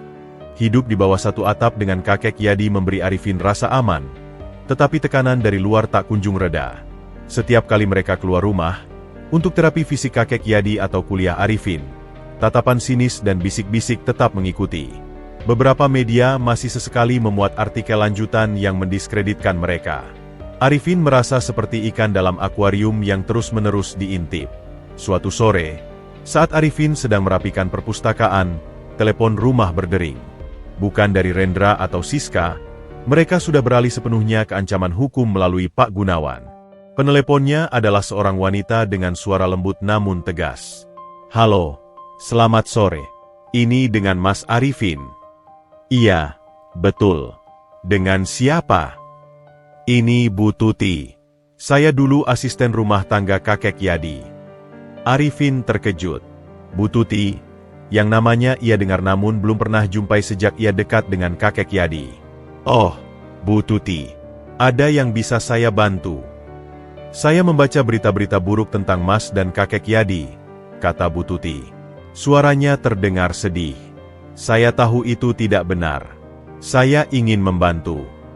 Pertemuan diatur di sebuah warung kopi sederhana di pinggir kota, jauh dari sorotan. Bu Tuti adalah seorang wanita paruh baya dengan wajah tulus dan mata yang cerdas. Langsung ia membuka pembicaraan. Saya bekerja untuk kakek Yadi selama 5 tahun, Mas Arifin. Saya yang mengundurkan diri setahun lalu karena anak saya di kampung butuh dirawat. Dalam 5 tahun itu, saya hanya melihat Tuan Rendra dan Nona Siska datang 3 kali. 3 kali. Itu pun selalu berakhir dengan pertengkaran soal uang. Terakhir, mereka memaksa kakek Yadi menjual villa di puncak, dan saya dengar mereka marah-marah karena beliau menolak. Dia mengeluarkan sebuah buku catatan kecil dari tasnya. Saya biasa mencatat agenda dan pesan penting untuk kakek Yadi. Di sini, ia membuka halaman tertentu. Saya catat setiap telepon dari mereka. Tanggal, inti pembicaraan. Hampir semua tentang permintaan uang, penjualan aset, atau komplain karena permintaan mereka tidak dipenuhi. Saya juga punya beberapa pesan suara yang tidak sengaja terekam di telepon rumah lama, saat mereka meninggalkan pesan yang kasar. Arifin tercengang. Ini bisa menjadi bukti kuat untuk melawan narasi bahwa Rendra dan Siska adalah anak yang peduli. Kenapa Bu Tuti mau membantu kami? Tanyanya. Karena kakek Yadi adalah orang baik. Dulu, saat anak saya sakit, beliau yang biayai pengobatannya padahal saya cuma pegawai. Beliau tidak pernah perlakukan saya seperti bawahan, tapi seperti keluarga. Saya sedih melihat beliau difitnah dan dimanfaatkan oleh anak kandungnya sendiri. Dan saya lihat Mas Arifin di berita. Wajah Mas tidak seperti wajah penipu. Wajah Mas seperti wajah anak saya, polos dan jujur. Mata Bu Tuti berkaca-kaca. Saya tidak punya uang untuk bantu melawan pengacara mahal, tapi saya punya kebenaran. Dan saya bersedia jadi saksi di pengadilan kalau perlu. Harapan pertama muncul di tengah kegelapan. Arifin segera membawa kabar ini pada kakek Yadi. Sang kakek terharu. Bu Tuti, wanita yang baik. Aku tidak menyangka dia akan kembali membantu. Namun, bukti dari mantan asisten rumah tangga saja belum cukup. Mereka butuh penasihat hukum yang bisa dipercaya, bukan seperti Pak Gunawan yang jelas-jelas memihak Rendra. Disinilah sekutu tak terduga kedua muncul. Esoknya di kampus, Arifin, yang kini menjadi bahan gunjingan, berusaha menghindari keramaian. Saat ia duduk sendirian di sudut perpustakaan, seorang pemuda berkaos oblong dan celana jeans robek di lutut mendekatinya. Itu Bima, teman satu angkatannya di Fakultas Hukum yang dikenal sebagai aktivis lembaga bantuan hukum kampus dan punya prinsip kuat. "Arif, bro, kita perlu bicara," kata Bima, duduk di seberangnya tanpa diminta. Arifin menunduk, bersiap menghadapi cemoohan lain. "Kalau mau ikut ngejek, silakan, Bim. Saya sudah biasa." "Ejek apaan? Gewe?" Bima menyeringai. Gewe baca berita itu. Jelas banget framingnya jahat. Itu fitnah klasik untuk menjatuhkan karakter. Gewe dan beberapa temen di lebih kampus ngebahas ini. "Kita yakin lu korban karakter assassination." Arifin terkejut. Ia memandang Bima. "Kamu, percaya saya. Yang Gewe percayai adalah fakta dan pola," jelas Bima. "Pertama, dari cerita media, sisi lu dan kakek Yadi cuma diceritakan sepihak dari keluarga yang merasa dirugikan. Kedua, timingnya pas banget setelah lu disebut mau diangkat jadi cucu, yang jelas bakal mengganggu rencana pewarisan mereka. Ketiga, gaya penulisan beritanya tendensius banget, bukan jurnalisme objektif." Bima membuka tasnya, mengeluarkan laptop. Gewe dan tim tertarik bantu. "Arif, pro bono, gratis. Kita bantu susun bantahan hukum, kumpulkan bukti, bahkan kalau perlu kita hadapi gugatan mereka di pengadilan. Ini kasus menarik buat kita belajar, dan yang penting, ini buat ngebela yang bener." Rasa haru menyergap Arifin. Di saat hampir semua orang menjauh, justru datang bantuan dari orang yang tak ia duga. Tapi, kenapa? Risikonya besar. Namamu dan lebih kampus bisa ikut tercoreng. "Justru biar nggak tercoreng," jawab Bima mantap. "Lebih kan lembaga bantuan hukum. Bantu yang lemah dan terdolimi, apapun latar belakangnya. Dan menurut Gewe, lu korban keserakahan orang kaya. Itu kasus yang cocok buat kita. Gimana? Setuju?" Tanpa pikir panjang, Arifin mengangguk. Ia membawa Bima ke rumah senja untuk bertemu kakek Yadi. Pertemuan itu menghasilkan keputusan. Kakek Yadi akan menghentikan kerjasama dengan firma Pak Gunawan dan secara resmi menunjuk Bima dan tim lebih kampus, dengan pengawasan seorang pengacara senior teman kakek Yadi, Bapak Agus, sebagai penasihat hukumnya. Malam itu, di ruang perpustakaan, mereka menyusun strategi. Bututi dengan catatan dan rekamannya. Bima dengan analisis hukum dan semangat membara. Kakek Yadi dengan kewibawaan dan pengetahuannya tentang anak-anaknya. Dan Arifin dengan ketulusan cerita dari sudut pandangnya sendiri.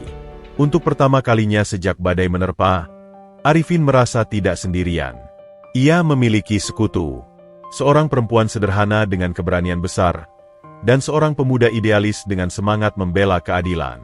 Mereka mungkin bukan pengacara bayaran mahal dengan dasi mengkilap, tetapi mereka memiliki sesuatu yang lebih berharga, keyakinan pada kebenaran dan hati yang tulus.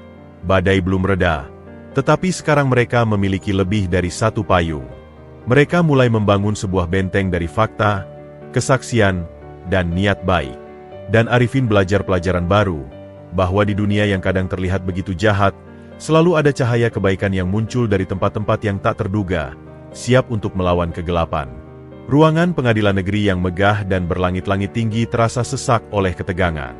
Sidang pertama gugatan Undue Influence dan permohonan pembatalan wasiat yang diajukan oleh Rendra dan Siska terhadap kakek Yadi akhirnya digelar. Di bangku penggugat, duduk Rendra dan Siska dengan pakaian serba hitam yang mahal. Wajah mereka dikerutkan dalam ekspresi prihatin yang terkesan dipaksakan. Di samping mereka, Pak Gunawan dengan 3 anggota tim hukumnya yang lain, berdebar dengan tumpukan berkas dan laptop mengilap. Di bangku tergugat, kakek Yadi duduk tegak dengan tongkat di sampingnya. Wajahnya pucat namun matanya tajam berapi-api. Di sebelah kirinya, Arifin, mengenakan kemeja putih sederhana yang disetrikanya sendiri, mencoba menenangkan tangan yang gemetar. Di sebelah kanan kakek Yadi, duduk Bima dengan jas hitam yang agak kebesaran, pinjaman dari kantor advokat senior, ditemani oleh Pak Agus, pengacara senior berambut putih yang menjadi penasihat utama. Di belakang mereka, Di bangku penonton, Bu Tuti duduk dengan tas kain berisi bukti-bukti, sembari memberikan senyum menguatkan pada Arifin. Hakim Ketua, seorang wanita parubaya dengan kacamata dan raut wajah yang sulit ditebak, membuka sidang. Gugatan inti dari penggugat, bahwa kakek Yadi, dalam kondisi kesehatan mental yang menurun pasca stroke, telah dimanipulasi dan dipengaruhi secara tidak wajar, undue influence, oleh Arifin, sehingga membuat keputusan-keputusan finansial dan hukum, adopsi dan wasiat, yang merugikan ahli waris sah. Pihak penggugat, melalui Pak Gunawan, mengajukan bukti pertama, laporan medis dari seorang psikiater yang dipekerjakan mereka, yang menyimpulkan bahwa, berdasarkan wawancara dan tes, Tuan Yadi menunjukkan tanda-tanda kemunduran kognitif ringan dan mudah dipengaruhi. Mereka juga menunjukkan kliping berita yang memuat foto Arifin dan kakek Yadi, serta artikel-artikel yang mendiskreditkan. Ini membuktikan adanya hubungan yang tidak wajar dan mencurigakan antara tergugat 2, Arifin, dengan Tuan Yadi, yang dimanfaatkan oleh tergugat 2 untuk menguasai harta Tuan Yadi. Saat giliran pembelaan, Pak Agus bangkit dengan tenang. Suaranya bariton, berwibawa, langsung menguasai ruangan. Yang mulia, kami akan membuktikan bahwa gugatan ini tidak berdasar dan hanya didorong oleh keserakahan. Pertama, mengenai laporan psikiater. Psikiater yang disebutkan dipekerjakan dan dibayar oleh penggugat. Hasilnya pun bias. Kami akan menghadirkan saksi ahli kami sendiri, seorang neurolog terkemuka dari RS Mawar, yang merawat Tuan Yadi sejak hari pertama dan dapat memberikan kesaksian objektif tentang kondisi kognitif beliau. Kemudian, Bima maju untuk mempresentasikan bukti digital. Dengan percaya diri, ia memutar rekaman pesan suara yang diberikan Bu Tuti. Suara Rendra yang mendesak dan dingin terdengar di ruang sidang yang hening. "Ayah, ini Rendra. Dokumen pengalihan saham pabrik Surabaya harus segera ditandatangani. Penawar tidak akan menunggu. Ini untuk kebaikan perusahaan keluarga. Tolong segera balas." Pesan itu dikirim 3 hari setelah kakek Yadi pulang dari rumah sakit. Suara Siska juga terdengar, melengking. "Yah, saya butuh dana untuk galeri seni baru. Kenapa ayah pelit sekali akhir-akhir ini? Harta itu kan juga buat anak-anakmu." Rendra dan Siska di bangku penggugat terlihat gelisah. Pak Gunawan berusaha protes bahwa bukti itu didapat secara tidak sah, tetapi hakim menganggapnya relevan. "Yang mulia," lanjut Bima, "bukti ini menunjukkan motif sebenarnya dari penggugat, bukan kepedulian pada ayah mereka, tetapi tekanan finansial yang terus-menerus. Ini konteks penting mengapa Tuan Yadi, dalam kapasitas mentalnya yang sadar dan jelas, mencari kenyamanan dan ketulusan di tempat lain." Sidang berlanjut selama beberapa hari. Pihak penggugat menghadirkan tetangga yang menyatakan jarang melihat interaksi keluarga, dan pernah melihat Arifin memegang tangan Tuan Yadi dengan kuat seolah menggiring. Namun, di bawah cross-examination Pak Agus, saksi itu mengakui bahwa ia tidak pernah berbicara langsung dengan Tuan Yadi atau Arifin, dan bahwa pengamatannya dari jauh. Giliran pihak tergugat menghadirkan saksi kunci, Bu Tuti. Dengan tenang namun tegas, ia menceritakan pengalamannya selama 5 tahun bekerja. Ia memaparkan catatan hariannya yang detail tentang minimnya kunjungan anak-anak, tentang telepon-telepon yang hanya berisi permintaan uang, dan tentang kesepian mendalam yang ia saksikan pada kakek Yadi. "Tuan Yadi bukan orang yang mudah dipengaruhi," tegasnya. "Beliau sangat tegas dalam keputusan bisnis. Tapi beliau juga manusia yang haus kasih sayang. Dan sayangnya, yang memberikan itu justru bukan anak kandungnya." Saksi kedua adalah dokter yang menangani kakek Yadi di RS Mawar. Secara neurologis, ada kelemahan fisik, tetapi fungsi kognitif utama Tuan Yadi, memori, logika, kemampuan mengambil keputusan, masih dalam batas normal untuk usianya. Beliau memahami konsekuensi dari tindakannya. Puncak dari sidang adalah ketika kakek Yadi sendiri naik ke kursi saksi. Dengan tongkatnya, ia berjalan pelan. Suaranya jelas dan terstruktur ketika menceritakan tentang kesepiannya, tentang bagaimana Arifin tanpa pamrih menyelamatkannya, dan tentang keputusannya yang sadar dan penuh pertimbangan untuk mengangkat Arifin sebagai cucu. "Ini bukan keputusan seorang yang tidak waras," ujarnya, menatap langsung pada Rendra dan Siska. "Ini keputusan seorang ayah yang akhirnya menemukan siapa yang benar-benar peduli padanya, bukan pada hartanya." Cross-examination dari Pak Gunawan berusaha menjebak. "Apakah Anda tidak merasa bahwa keputusan Anda ini terlalu terburu-buru, didorong oleh rasa terima kasih yang berlebihan. Rasa terima kasih adalah hal yang wajar. Tapi keputusan saya diambil setelah observasi berbulan-bulan. Saya melihat integritas Arifin. Saya melihat ketulusannya. Sesuatu yang sudah lama hilang dari kehidupan saya. Pertarungan di pengadilan adalah pertarungan narasi. Di satu sisi, narasi, penipuan terhadap orang tua rentan. Di sisi lain, narasi, pencarian keluarga sejati di tengah keserakahan. Sidang berjalan alot, penuh dengan debat hukum yang sengit. Tekanan psikologisnya luar biasa. Arifin melihat tubuh kakek Yadi semakin hari semakin lunglai. Wajahnya sering pucat, dan ia lebih sering memejamkan mata, menahan sakit kepala.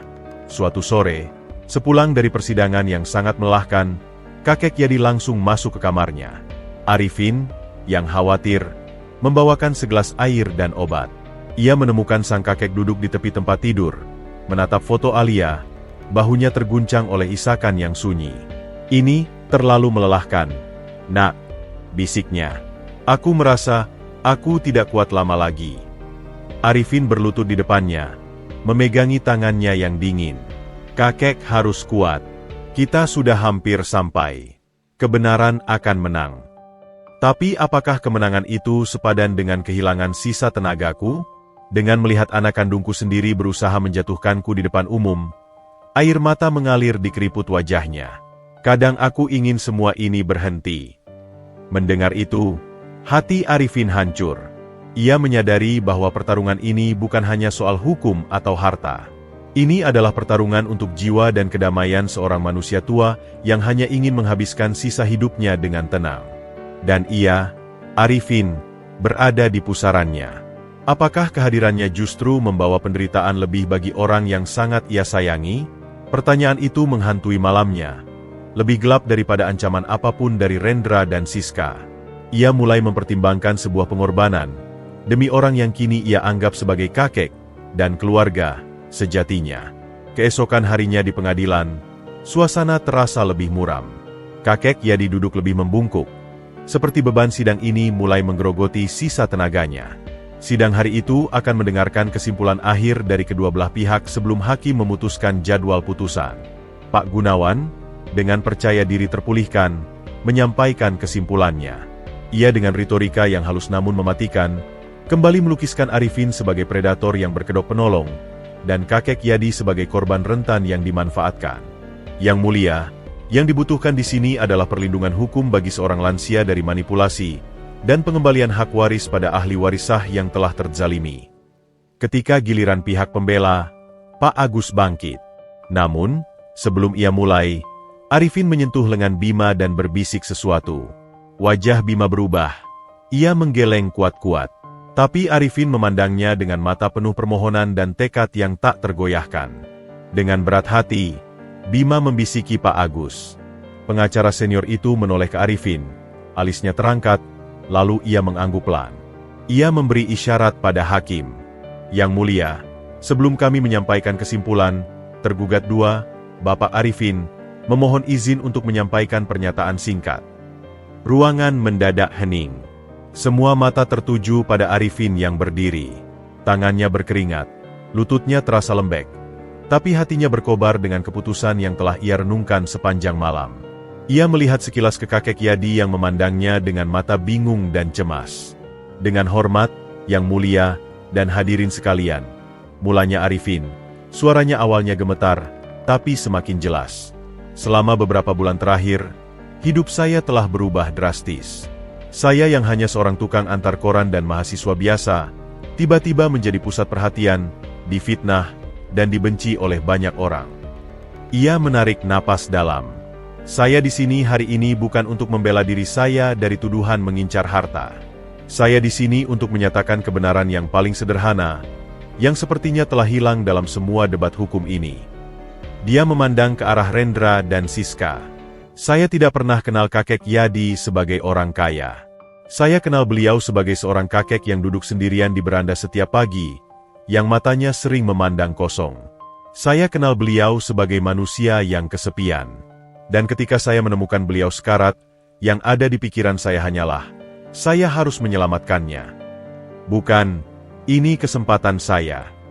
Air mata mulai menggenang di matanya, tapi suaranya tetap kuat. Yang mulia, saya diangkat sebagai cucu karena kakek Yadi melihat sesuatu dalam diri saya. Dan saya menerimanya dengan senang hati, karena saya juga melihat dalam diri beliau seorang kakek yang saya dambakan. Itu saja, tidak lebih. Kemudian, dia berpaling ke arah hakim, suaranya lantang dan tegas, memenuhi ruang sidang. Oleh karena itu, demi mengakhiri sengketa yang menyakiti hati kakek Yadi, demi menghentikan badai fitnah ini, dan yang terpenting, demi menunjukkan bahwa niat saya yang sesungguhnya tidak pernah tentang materi, saya dengan ini menyatakan, saya rela melepas semua klaim material dalam wasiat kakek Yadi. Saya tidak menginginkan 1 rupiah pun dari harta kekayaan beliau. Gasps terdengar di ruangan. Rendra dan Siska terlihat tercengang. Kakek Yadi berseru pelan, "Tidak, nak, jangan." Arifin melanjutkan, menatap hakim. Saya hanya ingin satu hal, izin hukum dan hak moral untuk tetap memanggil beliau, kakek, dan untuk bisa merawat dan menemani beliau sampai akhir hayatnya. Itu saja warisan yang saya inginkan. Biarlah semua harta benda itu diperebutkan oleh mereka yang memang menginginkannya. Saya tidak mau menjadi bagian dari perebutan itu. Pernyataannya mengguncang dasar dari seluruh gugatan. Jika Arifin tidak menginginkan harta, lalu apa motif undue influence-nya? Apa gunanya memanipulasi seorang lansia jika tidak untuk keuntungan materi? Pak Gunawan berusaha bangkit, mencari celah. Ini hanya siasat di detik-detik terakhir. Upaya untuk terlihat suci. Tapi hakim membentangkan tangan. Silakan, tergugat 2 lanjutkan. Arifin mengangguk. Ini bukan siasat, Yang Mulia. Ini adalah pengakuan tulus. Saya siap menandatangani surat pernyataan di hadapan notaris hari ini juga, melepas semua hak waris. Biarlah pengadilan memutuskan yang terbaik untuk kakek Yadi. Tapi izinkan saya, sebagai cucu angkat yang sah secara emosional jika tidak secara hukum, untuk tetap berada di sisi beliau. Dia duduk kembali. Tangis terseduh-seduh terdengar dari bangku penonton, dari Bu Tuti. Bahkan beberapa staf pengadilan dan penonton lain terlihat tersentuh. Kebenaran dalam pernyataan Arifin itu begitu polos dan berani, hingga menelanjangi keserakahan di ruangan itu. Rendra dan Siska terlihat kehilangan arah. Strategi mereka hancur berantakan. Mereka menggugat karena mengira Arifin mengincar harta.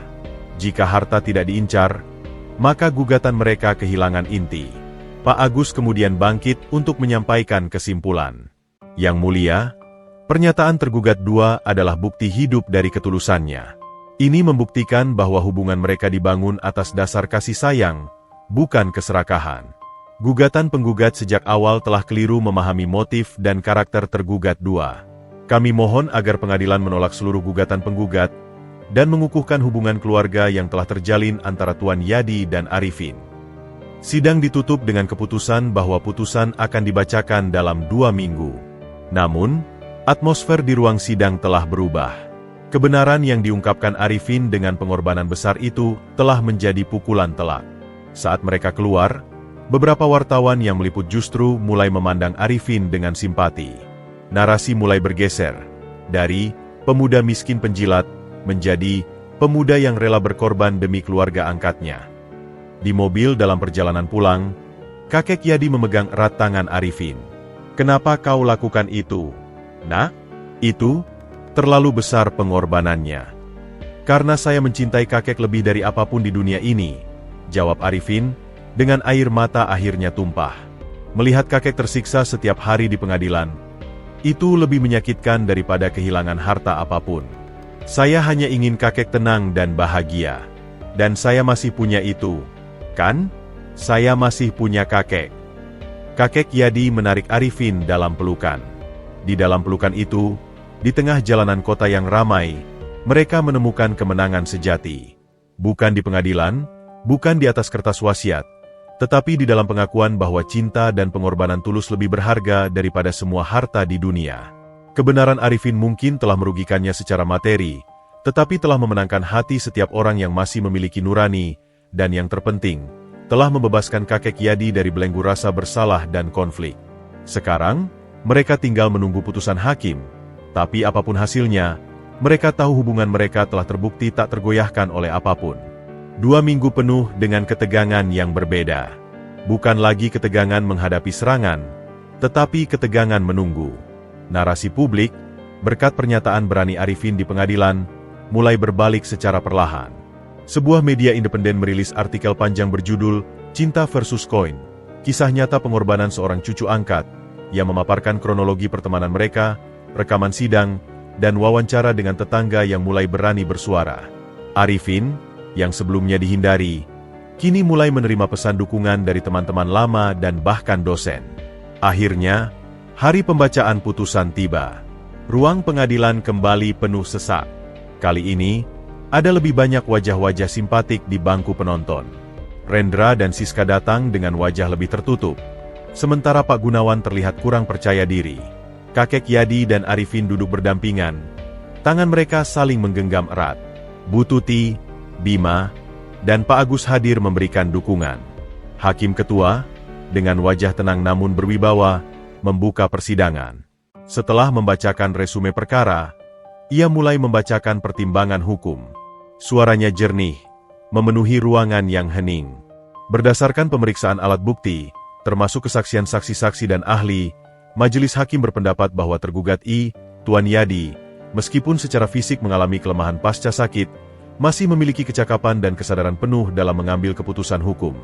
Laporan psikiater dari penggugat dinilai subjektif dan tidak sepenuhnya dapat dipertanggungjawabkan, terutama bila dibandingkan dengan kesaksian ahli neurolog dari rumah sakit yang merawat. Setiap kata seperti palu yang menempa. Arifin menahan napas. Hakim juga mempertimbangkan bukti-bukti berupa rekaman dan catatan yang menunjukkan bahwa motif penggugat dalam mengajukan gugatan ini lebih didorong oleh kepentingan finansial terhadap harta tergugat I, bukan semata-mata kepedulian terhadap kondisi kesehatan ayah mereka. Wajah Rendra dan Siska semakin pucat. Yang terutama, Majelis Hakim sangat memperhatikan pernyataan sukarela dari tergugat 2, Bapak Arifin, di persidangan lalu. Pernyataan untuk melepas semua klaim material dalam wasiat merupakan tindakan yang tidak lazim bagi seseorang yang dituduh melakukan undue influence untuk kepentingan ekonomi. Tindakan ini justru menguatkan kesan bahwa hubungan antara tergugat I dan tergugat 2 dibangun di atas fondasi emosional dan kekeluargaan yang tulus. Hakim kemudian mengambil napas sebelum mengucapkan kata-kata akhir. Oleh karena itu, atas nama keadilan berdasarkan ketuhanan yang Maha Esa, Majelis Hakim dalam tingkat pertama memutuskan menolak seluruh gugatan penggugat, Rendra dan Siska. Mengukuhkan keabsahan dan kesahan wasiat terakhir yang dibuat oleh tergugat I, Tuan Yadi, termasuk klausul pengangkatan tergugat 2, Arifin, sebagai cucu angkat dan penerima manfaat. Mengamanatkan agar hubungan hukum dan kekeluargaan antara tergugat I dan tergugat 2 dihormati dan tidak diganggu gugat. Keputusan itu diikuti dengan pembacaan biaya perkara yang dibebankan kepada penggugat. Tapi itu semua tidak lagi penting. Saat kata menolak bergema, Arifin merasakan genggaman tangan kakek Yadi semakin erat. Dia menoleh, melihat air mata kebahagiaan mengalir di pipi kakeknya yang berkeriput. Di seberang ruangan, Rendra dan Siska terlihat seperti patung yang retak. Rendra membanting berkas ke lantai, sementara Siska menutupi wajahnya dengan tangan.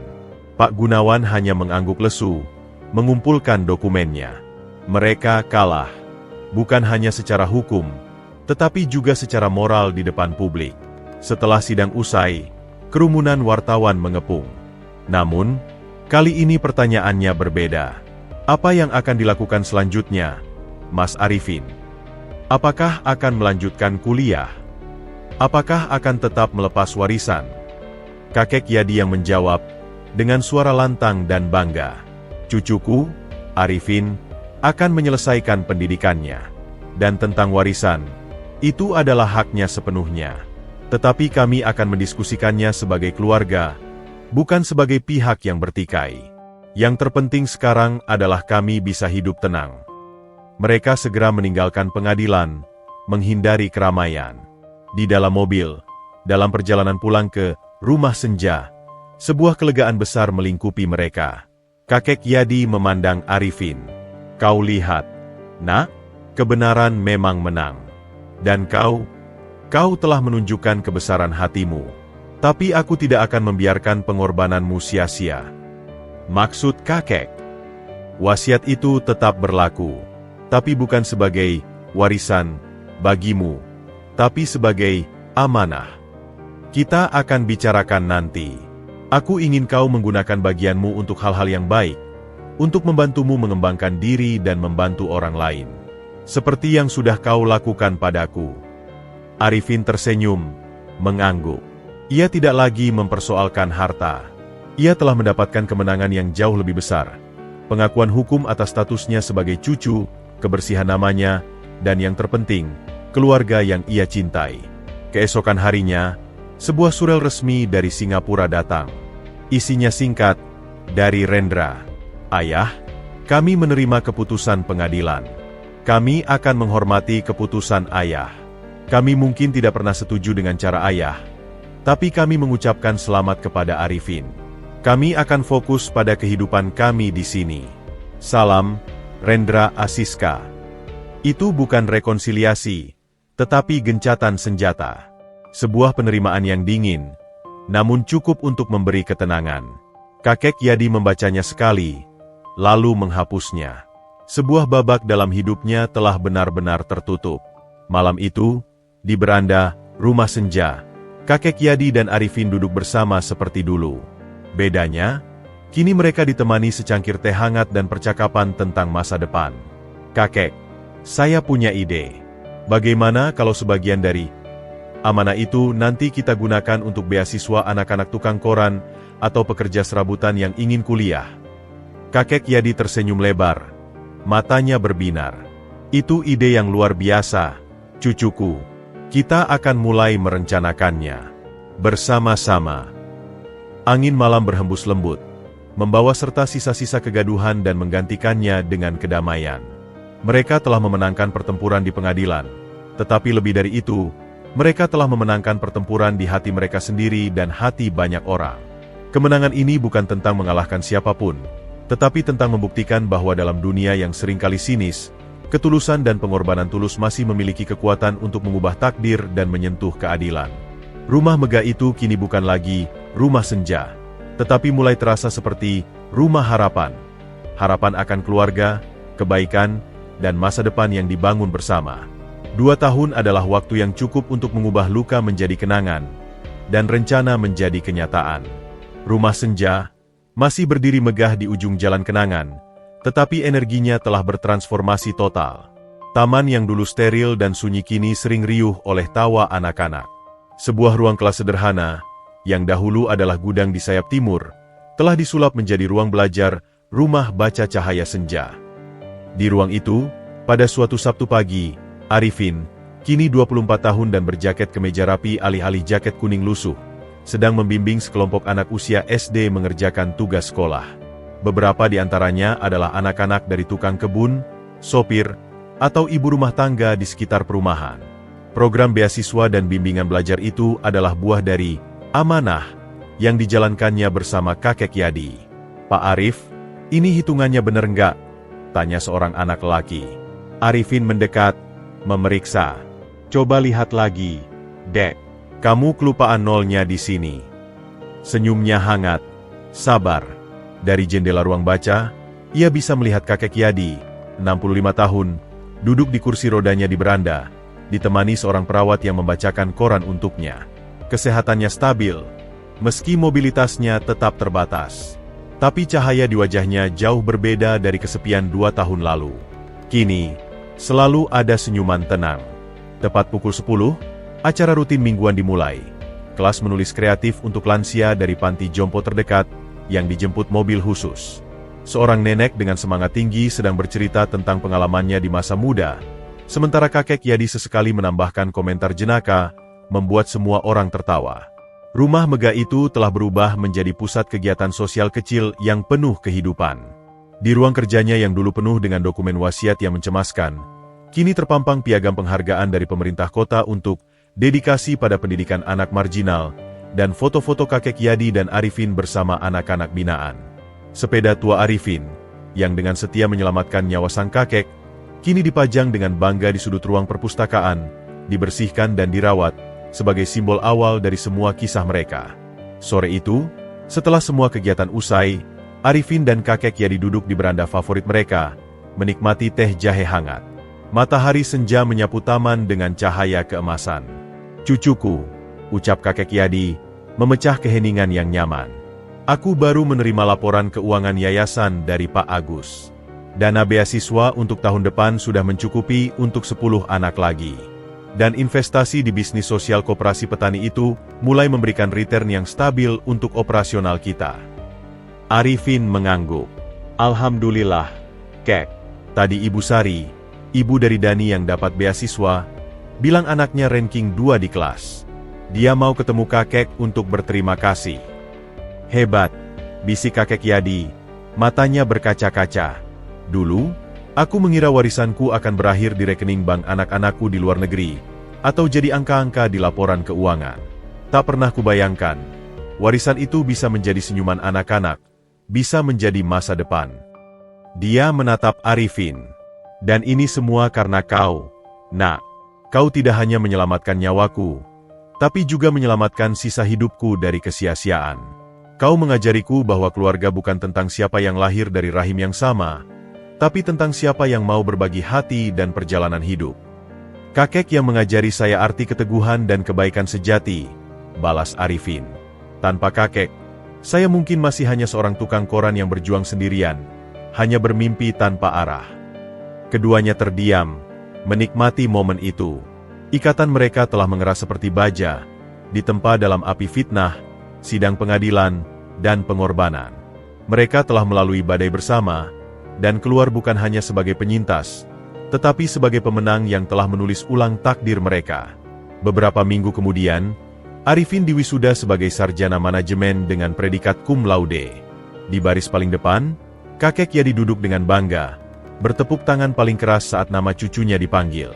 Tidak ada Rendra atau Siska, tapi di sana ada Bu Tuti, Bima, Pak Agus, dan bahkan beberapa tetangga serta anak-anak binaan mereka. Keluarga yang dibangun dengan pilihan. Malam harinya, di rumah, kakek Yadi memberikan sebuah bingkahan kecil. "Ini untukmu, cucuku. Bukan dari harta warisan, tapi dari tabungan pribadiku dulu." Di dalamnya, sebuah kunci mobil. Mobil sederhana yang cocok untuk Arifin mengurus kegiatan yayasan, dan selembar cek dengan nominal yang cukup untuk membawa ibunya dari kampung dan memulai usaha kecil. "Kek, ini dari kakek untuk cucu. Titip saja pada ibumu. Katakan ini dari keluarga barunya di kota." Arifin memeluk kakeknya erat-erat. Tidak ada kata-kata yang cukup. Dan kehidupan terus berjalan. Kisah mereka perlahan menjadi inspirasi di kota itu. Bukannya menjadi bahan gunjingan, mereka kini dihormati. Rumah Senja menjadi simbol harapan, tempat di mana seorang pemuda miskin dan seorang kakek kaya menemukan keluarga dalam bentuknya yang paling murni. Pada suatu pagi yang cerah, seperti pagi pertama mereka bertemu, Arifin dan kakek Yadi duduk di beranda. Arifin membacakan judul-judul koran. Mereka tertawa pada sebuah artikel lucu. Di kejauhan, anak-anak binaan mulai berdatangan, menyapa dengan riang. "Kakek, Pak Arif. Selamat pagi. Ayo, masuk, belajarnya sudah siap." Kakek Yadi menatap pemandangan itu. Jantungnya penuh dengan rasa syukur yang tak terkira. Ia melihat Arifin, yang dengan sabar menyambut setiap anak, dan kemudian menoleh padanya dengan senyuman. Dia telah mendapatkan segalanya di usia senjanya. Bukan harta yang membuatnya bahagia, tetapi warisan yang jauh lebih berharga. Sebuah keluarga yang dibangun dengan cinta, ketulusan, dan keberanian untuk menyelamatkan satu sama lain. Dan di antara gemerlap dunia yang fana, itulah kekayaan yang sesungguhnya. Sepeda tua di perpustakaan dan rumah megah yang penuh tawa adalah monumen bagi kisah mereka, bahwa takdir terbaik seringkali datang melalui lembaran koran sederhana dan hati yang siap untuk peduli.